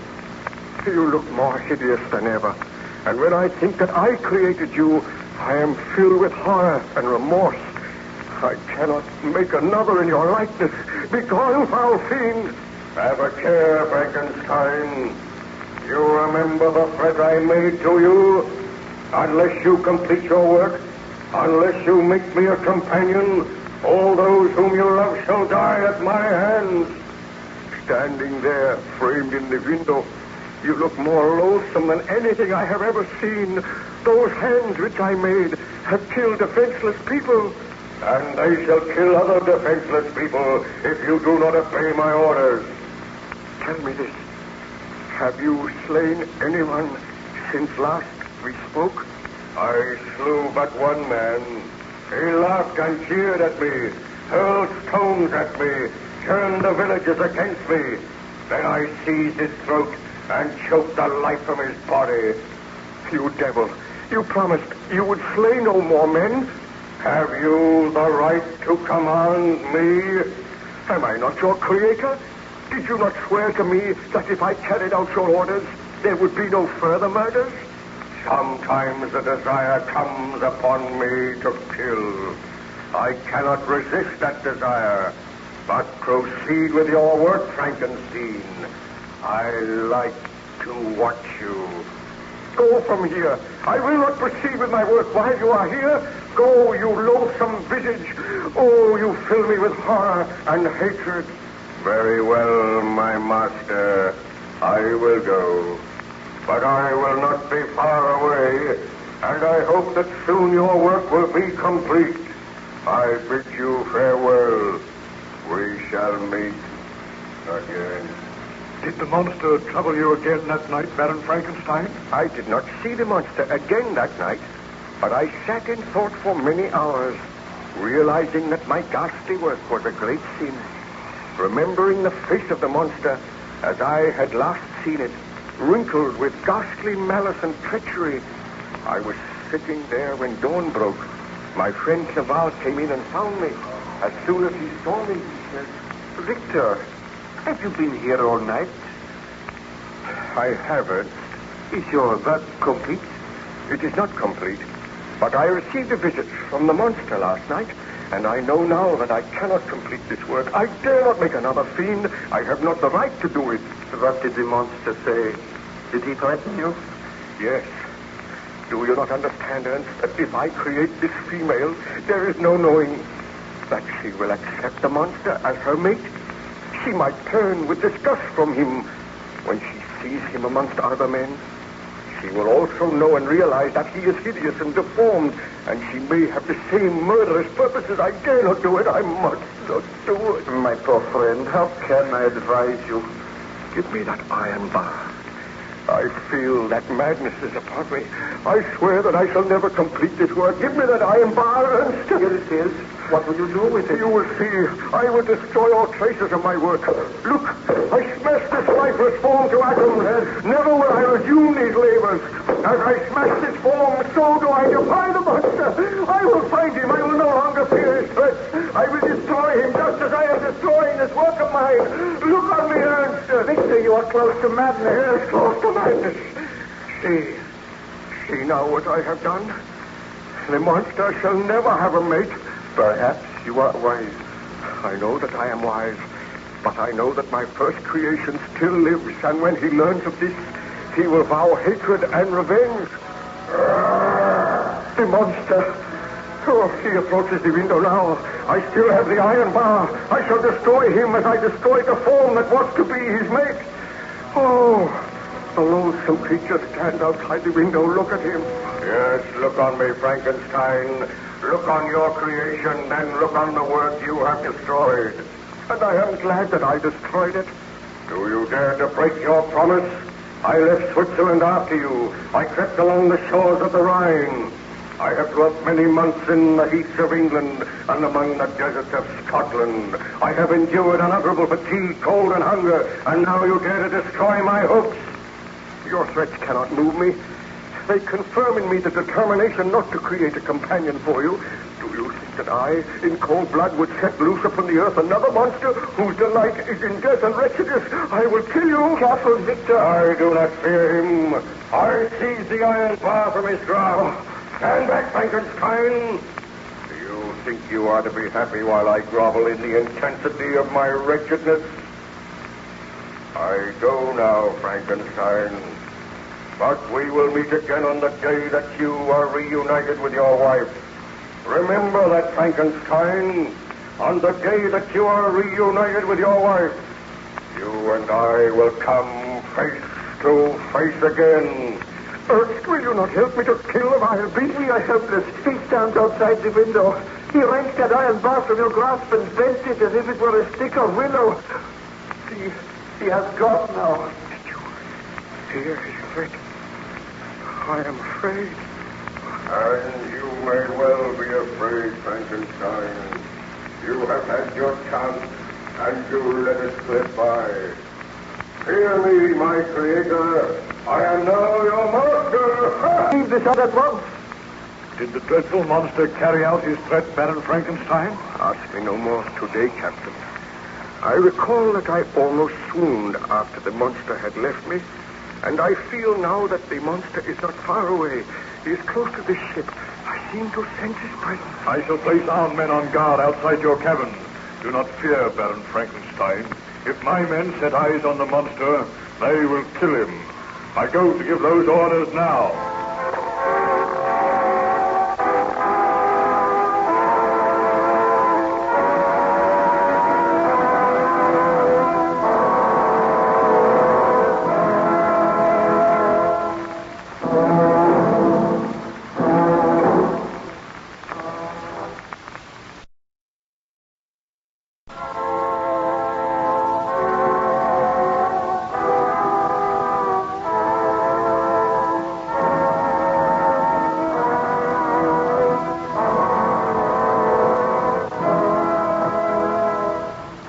present George Edwards in Frankenstein.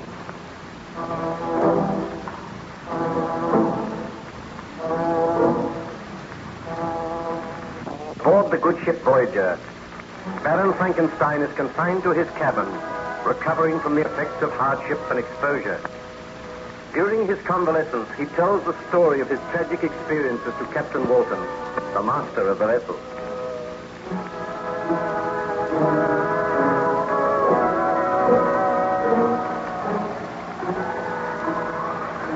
Well, the weather seems to be improving a little, Baron Frankenstein.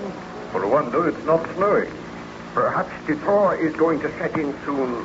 Then you will have to take your vessel back to England, and you will leave me here. We shall certainly not leave you here. Oh, but you must. I cannot return to civilization until I am sure that the monster of my creation is dead. Let me plead with you, Baron Frankenstein. You were in the last stages of exhaustion when you came aboard this vessel. We have nursed you back to health and strength. Come back to England with us. Forget about the monster. I feel sure that he has perished out there in the blizzard. Oh, if only I could feel sure. Tell me some more of your story. What happened after you had destroyed the companion you were making for the monster? Did I not tell you that the monster returned and threatened me? He swore that he would see me again on the day that I returned to my wife. Yes, I remember that. And did you leave the island then? I arranged with my friend Ernst Clerval that we should leave the island a few days later. And when the supply vessel called, some men were sent ashore to carry our effects to the ship. This vessel was under the command of a dour Scottish captain called MacDougall. He came ashore and spoke with Ernst Clerval and myself. We can put you ashore at Southampton. That is as far as we're going this trip. Oh, that will do nicely. Are you agreeable to that, Clerval? Oh, we must be agreeable. No other boat will tow here for a month. Well, we must go on this one. Tell me, Captain MacDougall, is your vessel watched closely? What do you mean by that, Baron Frankenstein? Has anyone else tried to get aboard the vessel? But certainly not. The vessel is moored about 100 yards from the shore, and only one boat came ashore. No one would get into that boat but you two passengers. Oh, I am glad to hear that. I did not know that there was anyone else on the island. There is one other person on the island, but he must not leave here. Who is he? That matters not. But he is an enemy of mine. Is everything ready, Ernst? Oh, my briefcase has been left in the cottage. I will only detain you for a moment, Captain. I will go and get it myself. Very well, Herr Clerval. We will wait for you. Do not be too long, Ernst. I want to get off this island as soon as possible. Oh, I will only be a few minutes. Now, Captain MacDougall, I would like you to give your crew instructions to see that no one, bar her, Clerval, and myself, attempts to board this vessel. It is imperative that the monster should remain here. Perhaps he will die of starvation. What monster is this of which you speak, Baron Frankenstein? A huge, deformed creature. A murderer. A murderer? On this island? Do not worry your head, Captain. As long as that creature is not allowed to board your vessel, as long as we keep a watchful eye, there is nothing to fear. I am hopeful that I will never see or hear of him again. What? Ernst, I've seen a attack. What does it mean? Call some of your men. Come quickly. Follow me. Tell me more, Baron Frankenstein. Had Ernst Clerval really been attacked? Together with Captain MacDougall, we hurried to the cottage. I flung open the door and dashed in, and then a dreadful sight met my eyes. On the floor in the far corner lay the huddled body of Ernst Clerval. I dashed over to him and said, "This is the monster's work. Oh, Ernst, my friend, I should have known. I should have known." Let me see the man. Look at him, Captain MacDougall. He is dead. And look on those cruel bruises, those marks on his throat. This is the monster's work. He has carried out his promise. Those that I love are to be slain. This is my punishment. But who is this frightful creature? Let me order my men to search for him. The island is small. We must find him. Yes, we must find him. Arm your men with firearms. Tell him to shoot on sight. But what does the creature look like? A cruel, evil monster. Much bigger than an ordinary man. with long, yellow fangs that show between his lips, a monster of hideous cruelty. Oh, he must be found and slain. But who is he? What is his name? He has no name. I created him. You created him? You created this monster, Baron Frankenstein? It is the truth. Go, man. Tell your men to search for this monster. Tell them to slay him. Leave me here with my friend Ernst. Will you be safe here? I will be safe, although I pray for death. Go, Captain. I beg that you strive to find the monster and slay him. I will gather my men at once. We'll search the island thoroughly. You had better return to the vessel as soon as possible, Baron Frankenstein. I will see you there. Oh, Ernst, my friend, the truest friend that man ever had. Had I but heeded your advice, you would have been alive today. But I sinned. I usurped the rights of God, and for that sin, I am paying dearly. Now I have lost my friend. I know that my wife is in danger. Oh, Almighty Father in heaven, I know that I have sinned. I beg for thy forgiveness. I ask that I may live to avenge those who have died because of my crime. Hear thou my prayer, my Father. Well, Baron Frankenstein, was the monster found on the island? Captain MacDougall and his men searched the island thoroughly, but there was no trace of the monster. He had not even left a footprint. Where he was hiding, I do not know, because later on I joined in the search, and I could not find him. At last, heartbroken and weary, I left the island, taking with me the body of my beloved friend, Ernst Clerval. The vessel set sail, and in due time I landed at Southampton. Then I made arrangements to go home, and at last I arrived in Geneva once again. On arriving there, I found my wife eagerly awaiting me. She greeted me happily. Victor! Oh, my heart is almost bursting with joy. To see you again after all these months. Oh, my darling. Oh, Elizabeth, I am so happy to feel my arms about you once again. Let me look at you. Have you fully recovered from your illness? Have you forgotten the nightmares and the horrors of the past? I am well, Elizabeth. That is not the truth, Victor. You look drawn and very pale. I have had a long and tiring voyage, but I will be better soon. But what ails you? And where is Ernst? Did he not come with you? Ernst is not returning. Not returning? I left him in England. He sent you his love. That is strange. I thought he would come back with you. Oh, do not question me now, Elizabeth. I am tired. But tell me of yourself. Have you been happy here? Oh, how could I be happy while you were away from me? But I looked forward to the day when you would return. Have you seen anything of the monster? Not a sign. I am living in hopes that he has perished, that we will never hear from him again. Have there been any reports that he has been around here in the last few days? Why should you think that? Have you seen anything of him during your travels? I saw him once. He followed you? Oh, do not be worried, Elizabeth. I had so hoped that the horrible creature was dead. Why are you looking so worried, Victor? What has happened? Well, you must be guided by me, Elizabeth. I beg that you will not leave the house unaccompanied. Stay by my side always. And whatever you do, wherever you go, if you do leave my side, carry this pistol with you. A pistol? But Victor, what is it that you fear? What is it that I fear? Don't you know? I fear that the monster may return. I know that he is not dead. You know that he is not dead? I told you that I had seen him. But why should you think that he will attack me? Oh, please do not question me now, Elizabeth, but do as I say. Promise that you will not be alone for any length of time. And if you hear anything which frightens you, promise on your word of honor that you will call for help at once. But do you think that will be necessary? Oh, it is necessary. And please always carry that pistol with you. Do not hesitate to use it if necessary. This is most alarming. I wish you would be frank with me, Victor. Tell me why you think the monster will attack me. He is a blood-crazed, inhuman creature. We must be on our guard. We must try to kill him before he does any further damage. Further damage? Has he committed another murder since you left here? Oh, can we not talk of something else, Elizabeth? I am so worried, so terribly worried.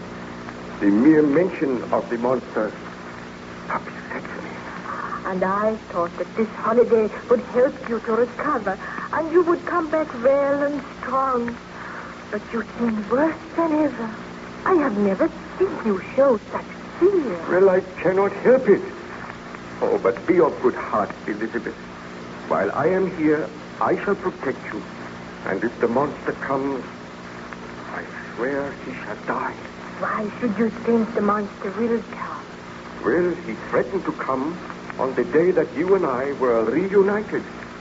But I hope that he is on that lonely island in the Orkneys. I do not think he can be here. Victor, did you hear that? Yes, I heard it. The monster's laughed. He has returned. Oh, Elizabeth, I am afraid. Proceed, Baron Frankenstein. Did you see anything of the monster that day? Oh, I'm afraid I cannot tell you any more now, Captain. The telling of this story has tired me. Please, go and leave me in peace. Very well. I will note what you have told me in the journal, and I will return to you when you feel more rest.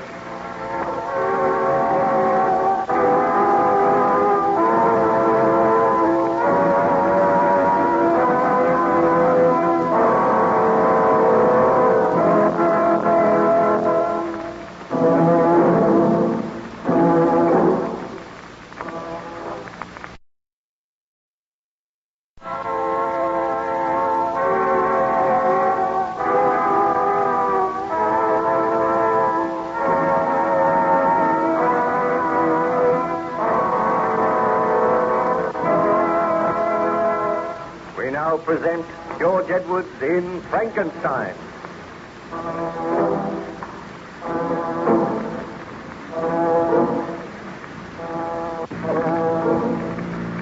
Baron Frankenstein was gradually recovering his health under the care of the captain and the surgeon of the ship Voyager, which was icebound in northern waters. Each day, Baron Frankenstein told Captain Walton some of his story, and the captain duly noted these facts in his journal.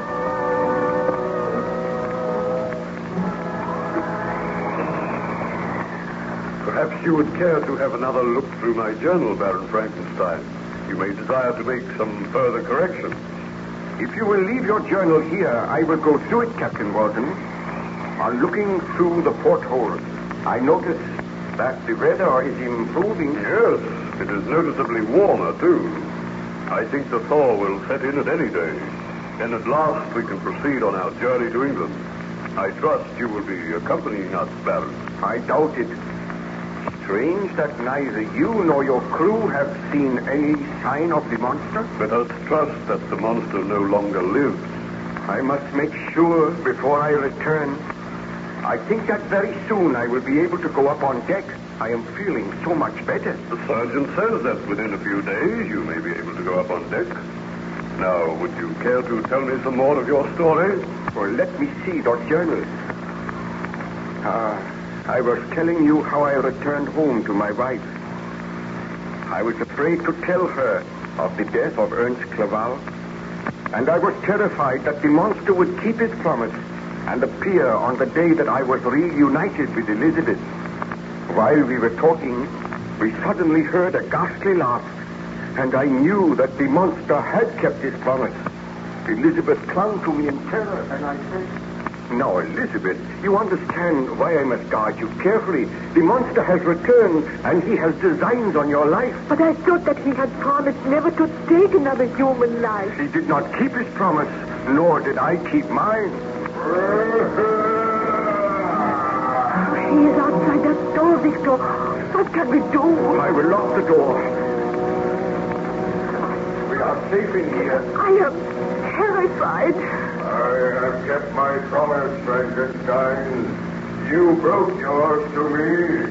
It seems that my creator can make a promise and break it. But I do not break promises. Have you sincerely mourned the death of your friend Ernst Clerval? Ernst Clerval? Is he dead? I will explain later, Elizabeth. I am going now, Frankenstein. But I will not be very far away. Not very far away. Victor, what can we do? I will arrange for a bodyguard to come to the house. We will make plans to slay that foul monster. Tell me about Ernst Clerval. Well, I was trying to keep the news from you. Ernst has been killed, murdered by the monster. Oh, Elizabeth, are we to spend the rest of our days in fear and terror? Am I never to cease to suffer because of the crime which I committed? I will carry this pistol, Victor, and we will take every precaution to try and protect ourselves. Oh, the monster will not kill me. He desires me to live on and suffer. Oh, but I am afraid for you. Tomorrow, you shall leave here. You will go to England. Think not that the monster would follow me, or I am safer with you, Victor. We must not be parted again. Oh, it is my fault that we are suffering all this misery. We have each other. We must do all in our power to rid the world of this foul creature. I will send a message to the burgomaster at once. I will ask him to send his best man here to act as a bodyguard, and together we shall plan to bring about the downfall of the monster. You must send one of the servants with a message at once. Oh, Elizabeth, until that monster dies, we are to spend our days in terror and abject misery. Let us pray that we shall escape with our lives. Well, Baron Frankenstein, did the burgomaster send someone to protect you from the monster? A man called Fabian was sent to the house. He took up his quarters there, and he acted as our bodyguard. But I assure you, Captain Walton, that my wife and I experience misery, terror, and suspense such as is known to few mortal beings. Every footstep, every sound caused us to start. We were prisoners in our own home. Still there was no sign of the monster. There came a day when I sent for the man Fabian. I discussed with him the best plans for finding the vile creature which was endangering our existence. When Fabian came into the room, I said, be seated, Fabian. Thank you. Tell me, where is the Baroness? She has gone to her room to rest. I saw that her door was locked, Baron Frankenstein. Do you think we need an extra bodyguard in the house? Well, it might be advisable to have another man here. Fortunately, we are all armed. The Baroness never goes anywhere without her pistol, and you and I carry 2 pistols. Do you think the monster is somewhere in the ground? I have had the ground searched each day, and still there is no sign of the monster. I do not know where he can be. Let us send a message to the burgomaster and ask him to send another man here. We will do that at once. I feel that we will receive a visit from the monster at any time. And if there is an extra man here, we will have more chance of overpowering and killing the creature. I will give the message to the servant now. Wait. This is strange. What ails you, Baron Frankenstein? Why, the door will not open. Let me see. Why, it is locked from the outside. Was the key on the outside of the door? It must have been, but I did not place it there. Well, who could have locked us in? Surely the monster is not here. We will have to break our way out of here. My wife, she is upstairs in her room. We must get out of here at once. That is Elizabeth. Help me to break this door open. It is a heavy door. Out of the way. I will smash it with this stairs inside.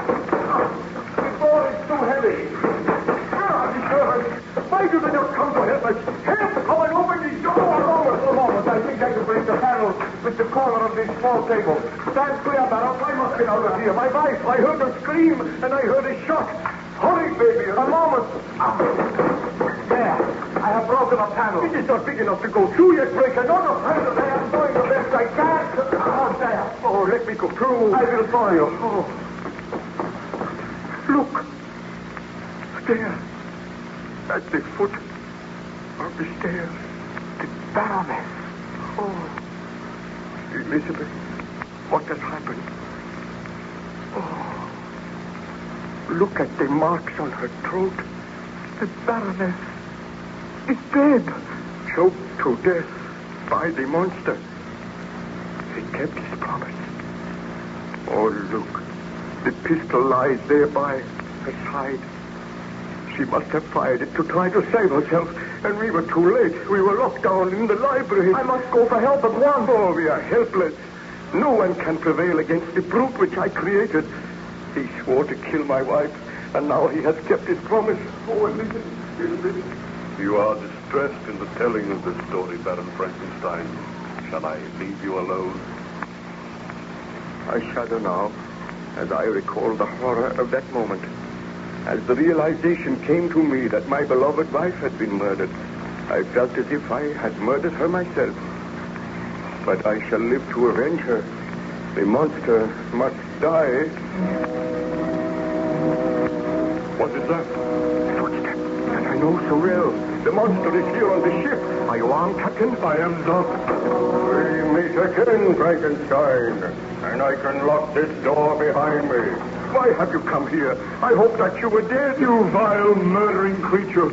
I have no sympathy for you, only hatred and loathing. Stand where you are, Captain. I hold you firmly. You tremble. Let me go. If you call for help, you shall die. Why should you kill me? I have done you no harm. You have said that your sympathies are all with Frankenstein. But do you not realize that I also have suffered? Our quarrel is almost over, Frankenstein. I have come to tell you that I will slay no more of your friends unless they seek to slay me. I have but one life to claim now. Whose life is that? Yours, Frankenstein. The creature shall kill the creator. The monster shall destroy the man who created him. Mark that well, Frankenstein. Before this ship leaves, you shall die. I only pray that before this ship leaves, I am given the strength to kill you. I will be content to die when you are dead. Think not to escape me, Frankenstein. Your life and mine are bound together. I go now, but be prepared. The end may not be far distant. Go after him, Captain. Oh, quick. Bid your men shoot him down. No. I cannot go after him, Baron Frankenstein. I do not think that anyone can kill that monster. And he has sworn to kill all who strive to slay him. Oh, you must despise me and think me a coward. I do not think that. I understand. But go on deck, Captain. Tell your men to keep a close guard. And whatever you do, see that the officers are armed. And carry a firearm yourself. Then return to me and I will continue my story.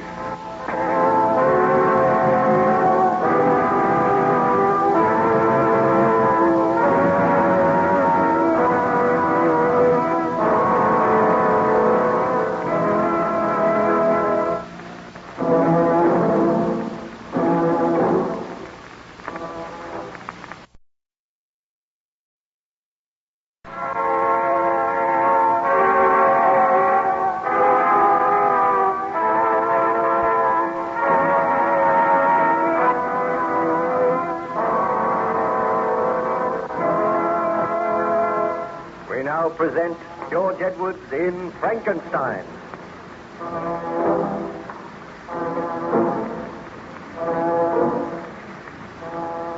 Baron Frankenstein was gradually recovering his health, and he was telling his story to his friend Captain Walton on the ship Voyager, which was icebound somewhere near the North Pole. On one occasion, just after Frankenstein had described the death of his wife, the monster appeared on the ship. He went to the cabin, and there he attacked Captain Walton. Frankenstein advised the captain to carry firearms in future and to let his crew do the same. The next day, Captain Walton again visited Frankenstein's cabin.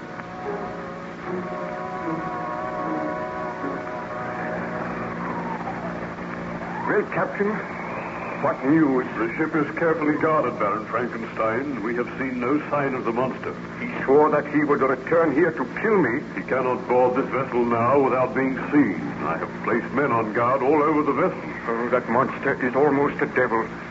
You do not know what he can do. I must apologize to you because of the abject fear which I showed yesterday. You need not apologize, Captain. All men show fear when they see the monster.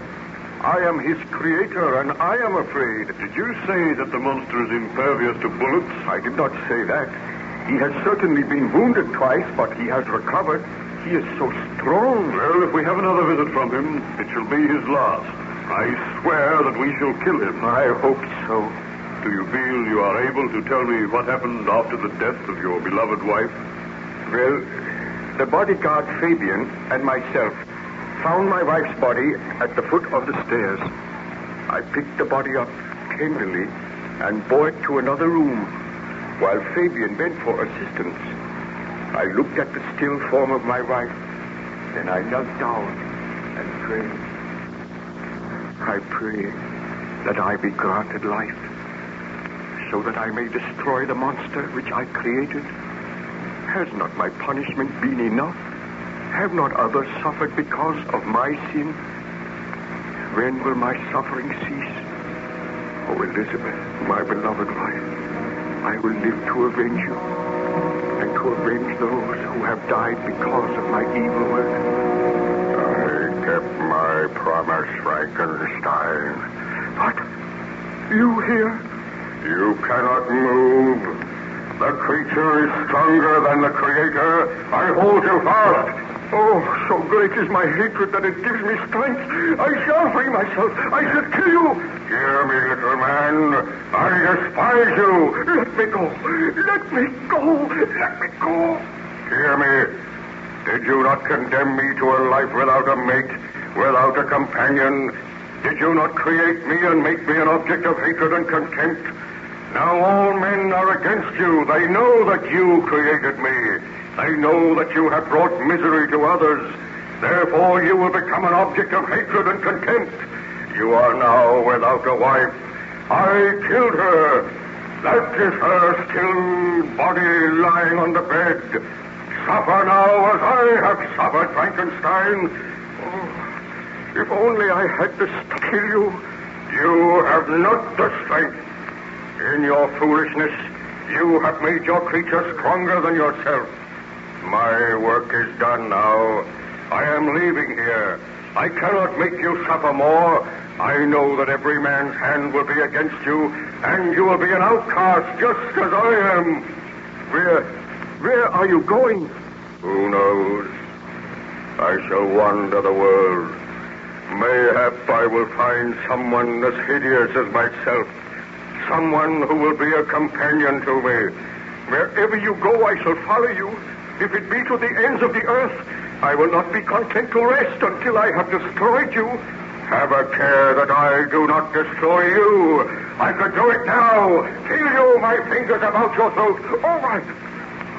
Why do you not kill me? It would be a merciful release. But I should not die happily, knowing that you still live. You shall live on. You shall suffer as I have suffered. Mayhap we shall meet again. We shall meet again, I swear it. But tell me, have you the powers of evil? How is it that you were able to find us? How is it that you were able to get into the house? I laughed as I watched you searching for me. You did not think that I could find shelter on the roof, that I could lower myself into the window of this room? Your wife slept. But she heard me as I came through the window. She started up and seized her pistol. She fired, but her aim was wild. She did not struggle much, Frankenstein. Then I took her body and hurled it down the stairs. You have been on the roof all the time? I have. Oh, Frankenstein, I have sent for the book. Why?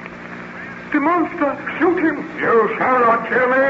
Oh, he's not my homicide. Let him let me go now. He's choking me. Oh, let the man go. Do not kill him. He shall die. All my enemies shall die. Do not approach Frankenstein. With one hand I can slay this man. With the other I hold you at bay. Oh, do not kill that man! He shall die. It gives me pleasure to make men die. One man gave me life, but I have given death to many. Help! Help! The man struggles grow weaker, Frankenstein. You cannot aid him now. I hurl him aside. And thus another of my enemies has died. I hurl you aside, and I say farewell. Seek not to find me. My work here is done. Oh, come back. I must have further speech with you. I must find some way to make peace with you. You will have peace if you do not try to follow me. What happened, Baron Frankenstein? Did the monster make his escape? He climbed through the window, and with surprising agility scrambled onto the roof. I could not go after him, but I called for help. When I turned, I saw the body of my wife lying on the bed, and the body of the man, Fabian, lying on the floor. Oh, words cannot express my utter horror and remorse. I think I wept and hurled myself on the floor in a frenzy of agony. Presently the door opened and the burgomaster entered. As soon as he saw me... Baron Frankenstein, what has happened? Oh, if you have a pistol, dare shoot me. Put an end to my life. I cannot live on. What has happened to Fabian? He is dead. Murdered by the monster. My wife is also dead. Murdered by the monster which you say you created. I did create him. And may God forgive me for that sin. It seems that my suffering is never to end. I am guilty of the murder of these innocent people. For months we have been striving to find that monster and to destroy him. If you are his creator, as you say, then it is your responsibility to find him and destroy him, Baron Frankenstein. I know it. I have communicated with the authorities, and there is talk of ordering your arrest. If you created a devil, you should be punished. Oh, have I not been punished enough? The people of the village murmur against you. They say that you should be hanged for these murders. Oh, I feel that I am going mad.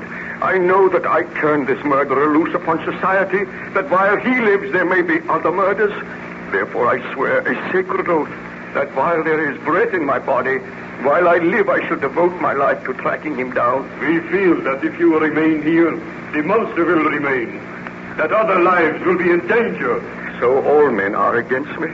I am to suffer as my creature has suffered.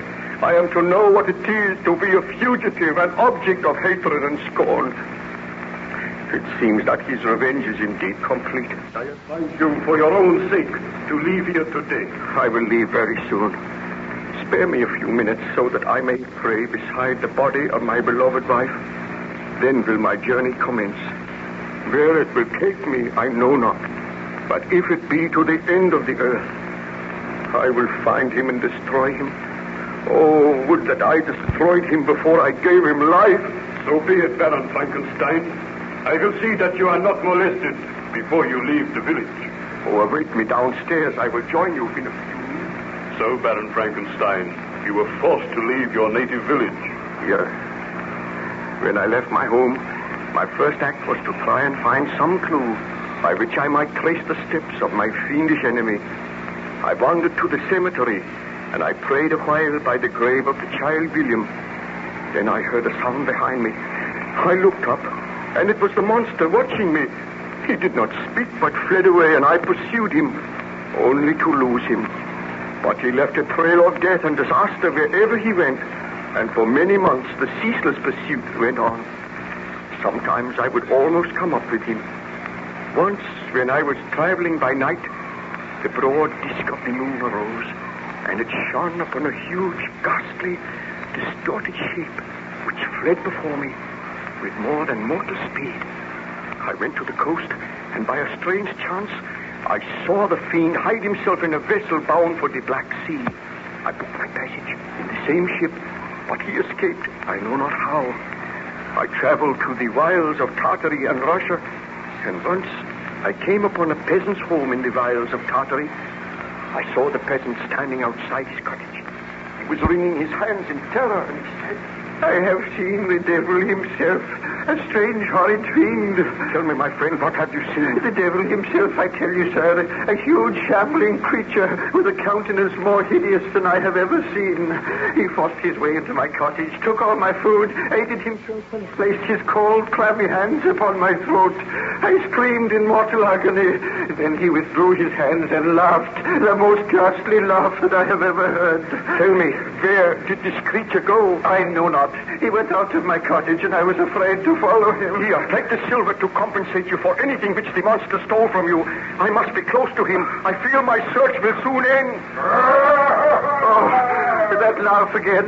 He will kill us. Do not let him kill me. My quarry is near me. Stand aside, man. This time he shall die. What happened, Baron Frankenstein? Did you shoot the monster? Ask me no more now. I am tired.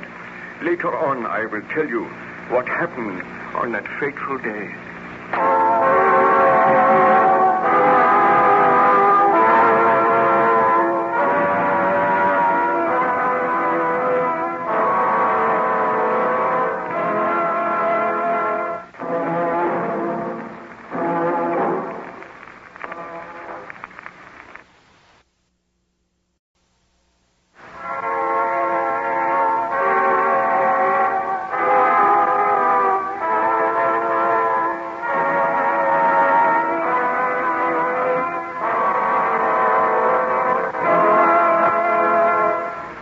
Present George Edwards in Frankenstein.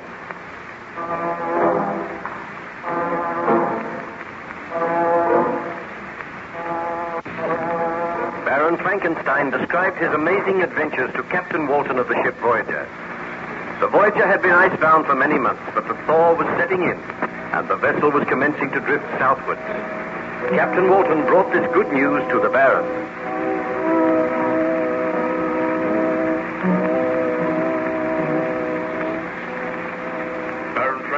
Our journey homeward is commencing. The ice is breaking up. There are several patches of water around the vessel. Very soon we will be underway. I must leave the vessel at once. I know the monster is still alive. I cannot let you leave, Baron Frankenstein. You know that. You have no power to keep me here. Well, we are not making very much progress as yet, and I would sincerely like to hear the remainder of your story. I am writing it all in my journal. Well, I was telling you that in the wilds of Tartary, I encountered a peasant who was terrified because he had seen the monster. And when you were seeking to comfort the peasant, you heard the monster's laugh. Yeah, I drew my pistol and moved towards the door. To my surprise, the door opened and the monster appeared. My surprise was so great that I hesitated for a moment, and that hesitation was fatal. With incredible swiftness, the monster advanced and wrenched the pistol from my hand, and then he said, "It is time that you and I spoke again, Frankenstein. You seem to have the powers of evil. Always you flee before me. Am I never to kill you? Shall I kill this peasant, or will I bid him begone? I do not wish him to hear what we have to say." "Go, fellow. Do not return here for some hours." "Because you are my creator, so should you be my friend. We are both outcasts now. Can we not also be friends? I have thoughts just as other men. If I had a friend to whom I could speak, and who could read to me and teach me many of the ways of the world, perhaps I would find some strange happiness. You cannot return to your world, Frankenstein, but you could find loyal, faithful, and honest friendship with me." "You have murdered my wife, my friends, and made me an outcast in this world, and yet you dare to ask for friendship. Is your life happy now? I have never known a moment's happiness since I created you. And I have never known a moment's happiness since I was created. Do you not owe it to me to give me some peace and happiness? To give me friendship? To give me your ideas? I owe you nothing but hatred. Was it my fault that men shrink from me and strive to kill me? Is it my fault that I defended myself by killing them and thus earning further hatred? Did you not refuse to make for me a companion?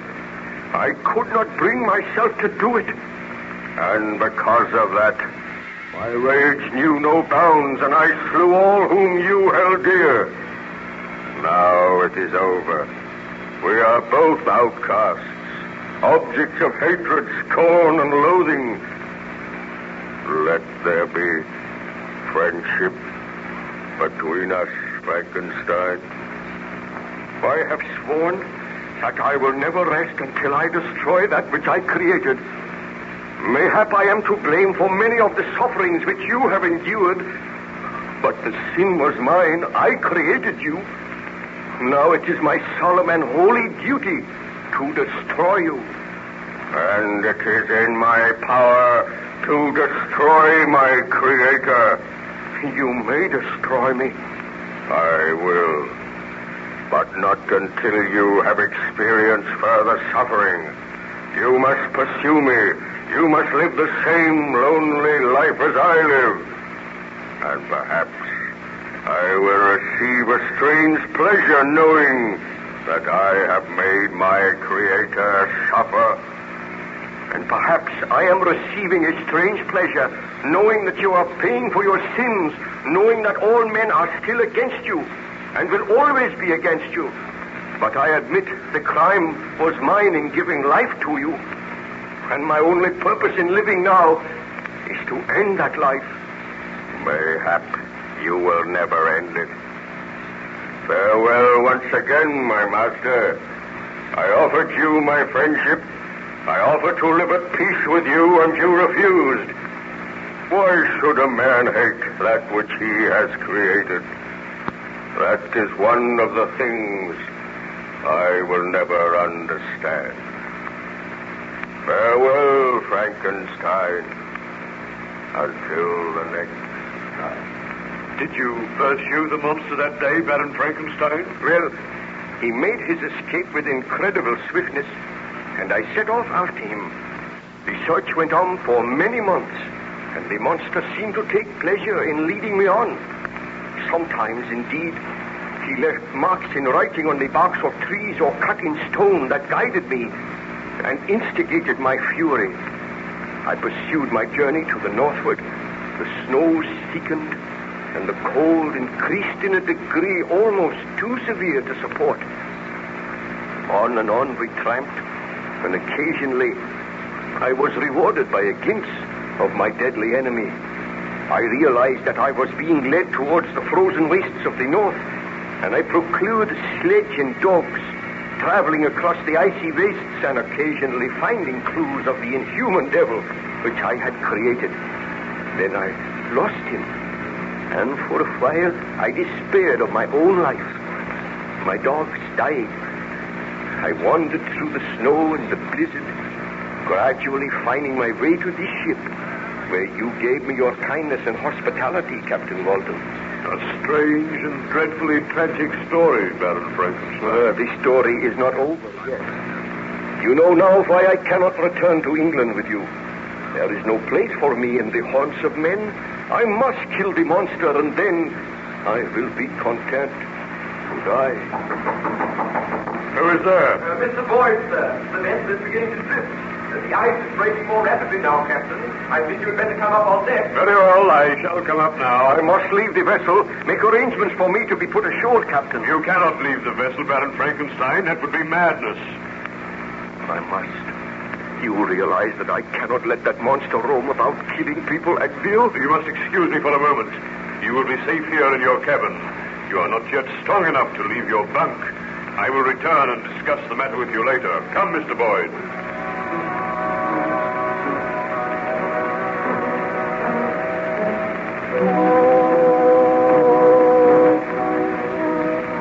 Well, have you any orders to give, Captain? We cannot carry any more sail at present. The vessel is moving slowly but steadily. Let her be kept upon this course, Mr. Boyd. Aye, sir. Have any of the men seen signs of the monster? We have seen nothing for the past few days. I am glad. We are gradually gathering speed and making our way through the ice. By tomorrow, we should be well on the journey homewards. Then I do not think we will have any more to fear from the monster. But what of Baron Frankenstein? Are we taking him with us? Of course. You do not think we could leave him here? The men are afraid of him, sir. They say that he is responsible for bringing that evil monster aboard. They say all their lives are in danger. I beg of you, put Baron Frankenstein ashore.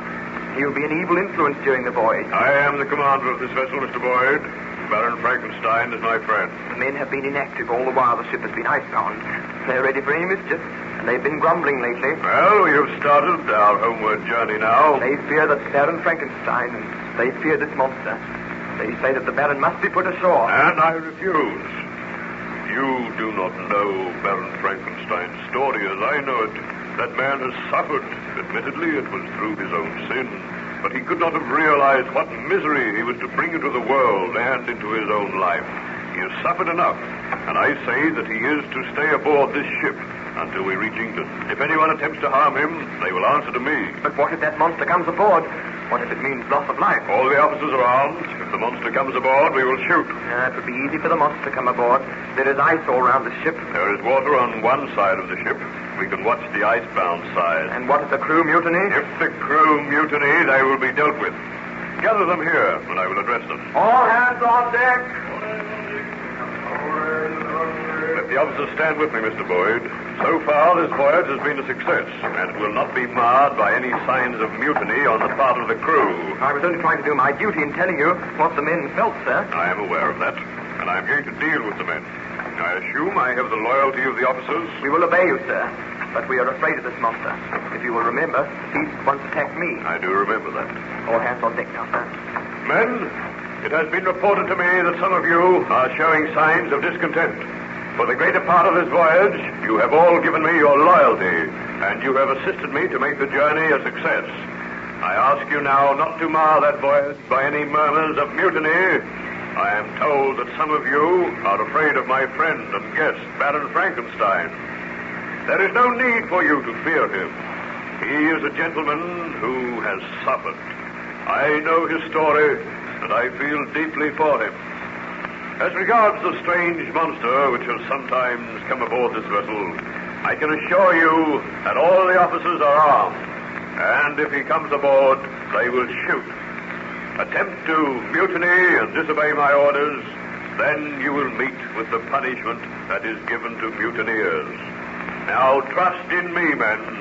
I will take you back home safely. And remember, if any harm comes to my guest, Baron Frankenstein, the man who harms him shall die. That is all. You may go. Baron Frankenstein, how did you get up here? I forced myself to leave my bed. I heard what you said, Captain. But your men need have no fear. I will go ashore now.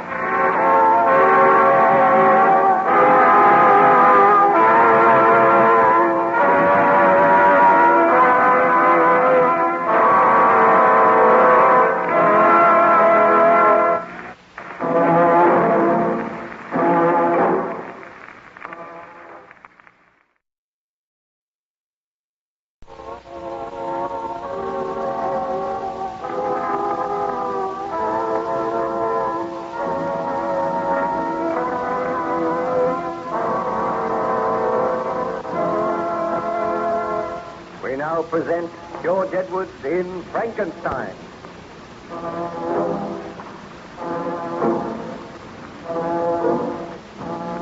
Certain members of the crew of the Voyager objected to the presence of Baron Frankenstein on board.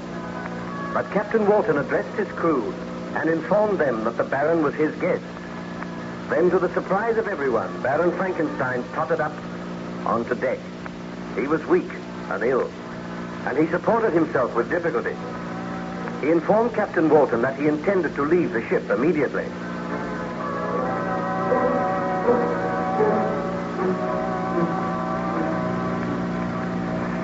Captain Frankenstein, I cannot allow you to go ashore. This is no affair of yours, Captain Walton. You dare not keep me here against my will. Besides which, your crew do not desire to have me aboard the vessel. The crew will obey my orders. I have a duty to do. I cannot send a man to certain death. Captain Walton, I appreciate your feelings, and I thank you for your friendship and for all that you have done for me. Do you not realize that life for me is over? I created a monster, and that monster has gradually destroyed me, torn down the structure which surrounded me, killed my friends, my loved ones, made me an outcast. I live only for one thing, to witness the death of the monster. If you take me back to civilization against my will, you will be condemning me to torture, knowing that all men hate and despise me because of the crime which I committed. I am already destroyed, although there is life in my body, and that life cannot be extinguished. It must not be extinguished until my creation has been destroyed. Now, I beg of you, let me go. We shall not meet again. Very well, Baron Frankenstein. The choice is yours. You may leave this ship. There is still ice for you to walk across. I will have a rope ladder lowered at once. But I shall always feel it on my conscience that I deserted you, left you here to perish in the white waste of the north. For me, death will be a merciful release. So go, Captain. And when you return to England, you may publish the notes in your journal so that all may know that it is folly, that it is a grave sin to usurp the rights of God. I have suffered as men have seldom suffered, and when the monster dies, then shall I make atonement. To the members of your crew, I also say farewell. I am glad that none of them has suffered because of my misdeeds. Now I must... He's collapsed. I knew he had not the strength. I knew he should not have come on deck. What shall we do, Captain Walton? We cannot put him ashore in his present state, and yet we cannot remain here. The vessel must go on. I hardly know what to do. I think Baron Frankenstein is trying to speak. I am to be cheated of my vengeance. I know it. I feel for the first time the icy clutch of death. Come close to me, Captain Walton, and hear what I say. What is it, Baron Frankenstein? Should you see the monster again, fit your men to fire and shoot to kill. I promise you I will do that. But we may never see the monster again. I must not die, leaving him alive, leaving him to wander the earth. It is not fair. For this is indeed my greatest punishment. But you may not die. Let me give orders that you are to be carried down to the cabin. There we will seek to revive you. Oh, it is too late for that. Even now, all grows dim. Oh, God, forgive me for the great sin which was mine. Let no others be punished because of my folly and my pride. I have suffered because of my ambition, and I have paid the penalty.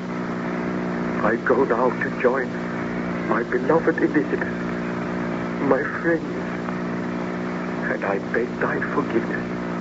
O Lord, that which I created has destroyed me. Now I go to my Creator, hoping for his abundant mercy. Is there anything we can do for you, Baron Frankenstein? Nothing, Captain Walton. Save to keep a close watch for the monster. I commend my soul to God, and I beg that you consign my body to the dark, black waters. That is the only favor I ask. I am coming, Elizabeth. All these long and weary months have passed, and soon we shall meet again. Oh, Elizabeth, my loved one, I long to be with you. Elizabeth. Uncover your heads, men. Baron Frankenstein has passed away. May God receive his soul. Will you carry out his last wishes, Captain? Is his body to be consigned to the sea? His body shall be consigned to the sea, and my journal shall tell of the horrors and the suffering which he underwent. Look, there, coming across the ice. The monster! Be ready with your pistols, men. He approaches the ship. See how he leaps across the ice. I am afraid. Show no fear. We are ready to deal with him. He is leading the rope ladder. Shall we fire? Wait. Do not fire until I give the order. He is coming aboard. Wait until I give the word to fire. My master, my creator, what ails him? Let me speak with him. Foul monster! Baron Frankenstein is dead, destroyed by your hatred and vice. Now you shall die. Fire, men!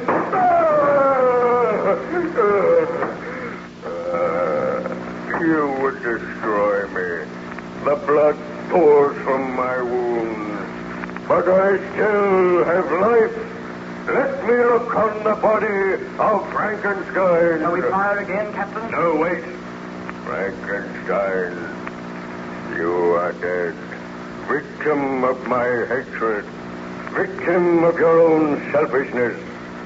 Oh, Frankenstein, I am filled with remorse, and yet soon I am to die. They have dealt me mortal wounds. Frankenstein, my creator, I mourn for you. You say you mourn for him, and yet you drove him to his death.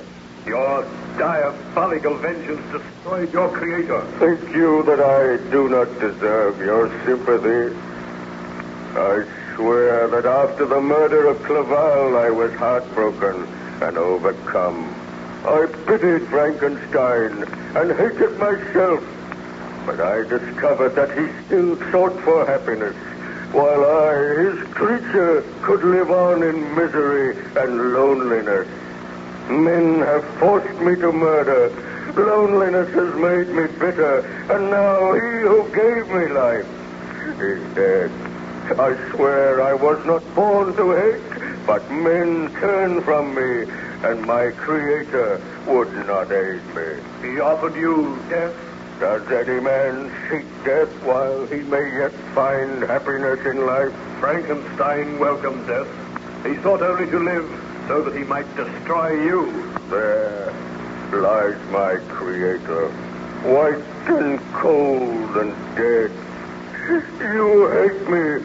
All men hate me, but your hatred cannot equal that which I regard myself.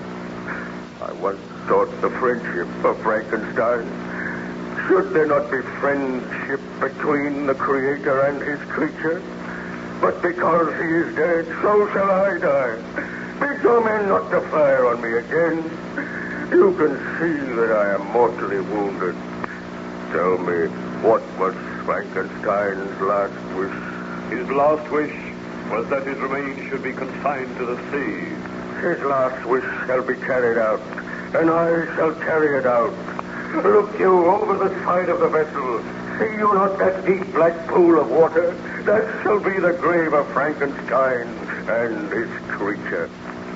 With my last remaining strength, I raise his body in my arms. And creator and creature will lie in cold death together beneath the dark, unfriendly ocean. He has taken the body, Captain. Shall we shoot him? No, he is soon to die. Let us watch. I am about to leave this world, and you are the last of humankind who will ever behold me. Even now you shrink from me with horror and loathing, and him whom I hold in my arms gave me this hideous form, condemned me to a life of loneliness, yet he was my creator, and instead of loving his creature, he hated him, sought to destroy him. So I sought vengeance on all men. I turned against him who had given me life. Let every man learn of this story. Tell them the truth. Tell them that the hideous, diabolical monster from whom all men turn had feelings just as other creatures. And by those feelings, so was he forced to wickedness and crime. Frankenstein, my master, That which you created is now to be destroyed. With faltering strength, I carry you to your last cold, unfriendly resting place. Did not kill him, Captain Walton. No, he goes to his death of his own free will, and now in some strange way I feel sorry for this monster. He has excited my pity. I will not live, but Frankenstein goes with me where I go. I led him across the world, the creator following his creature. Still I am suffering. Still I know remorse because Frankenstein is dead. But I know the suffering which I feel now will soon be ended. Watch and rest assured that I die. Come, Frankenstein.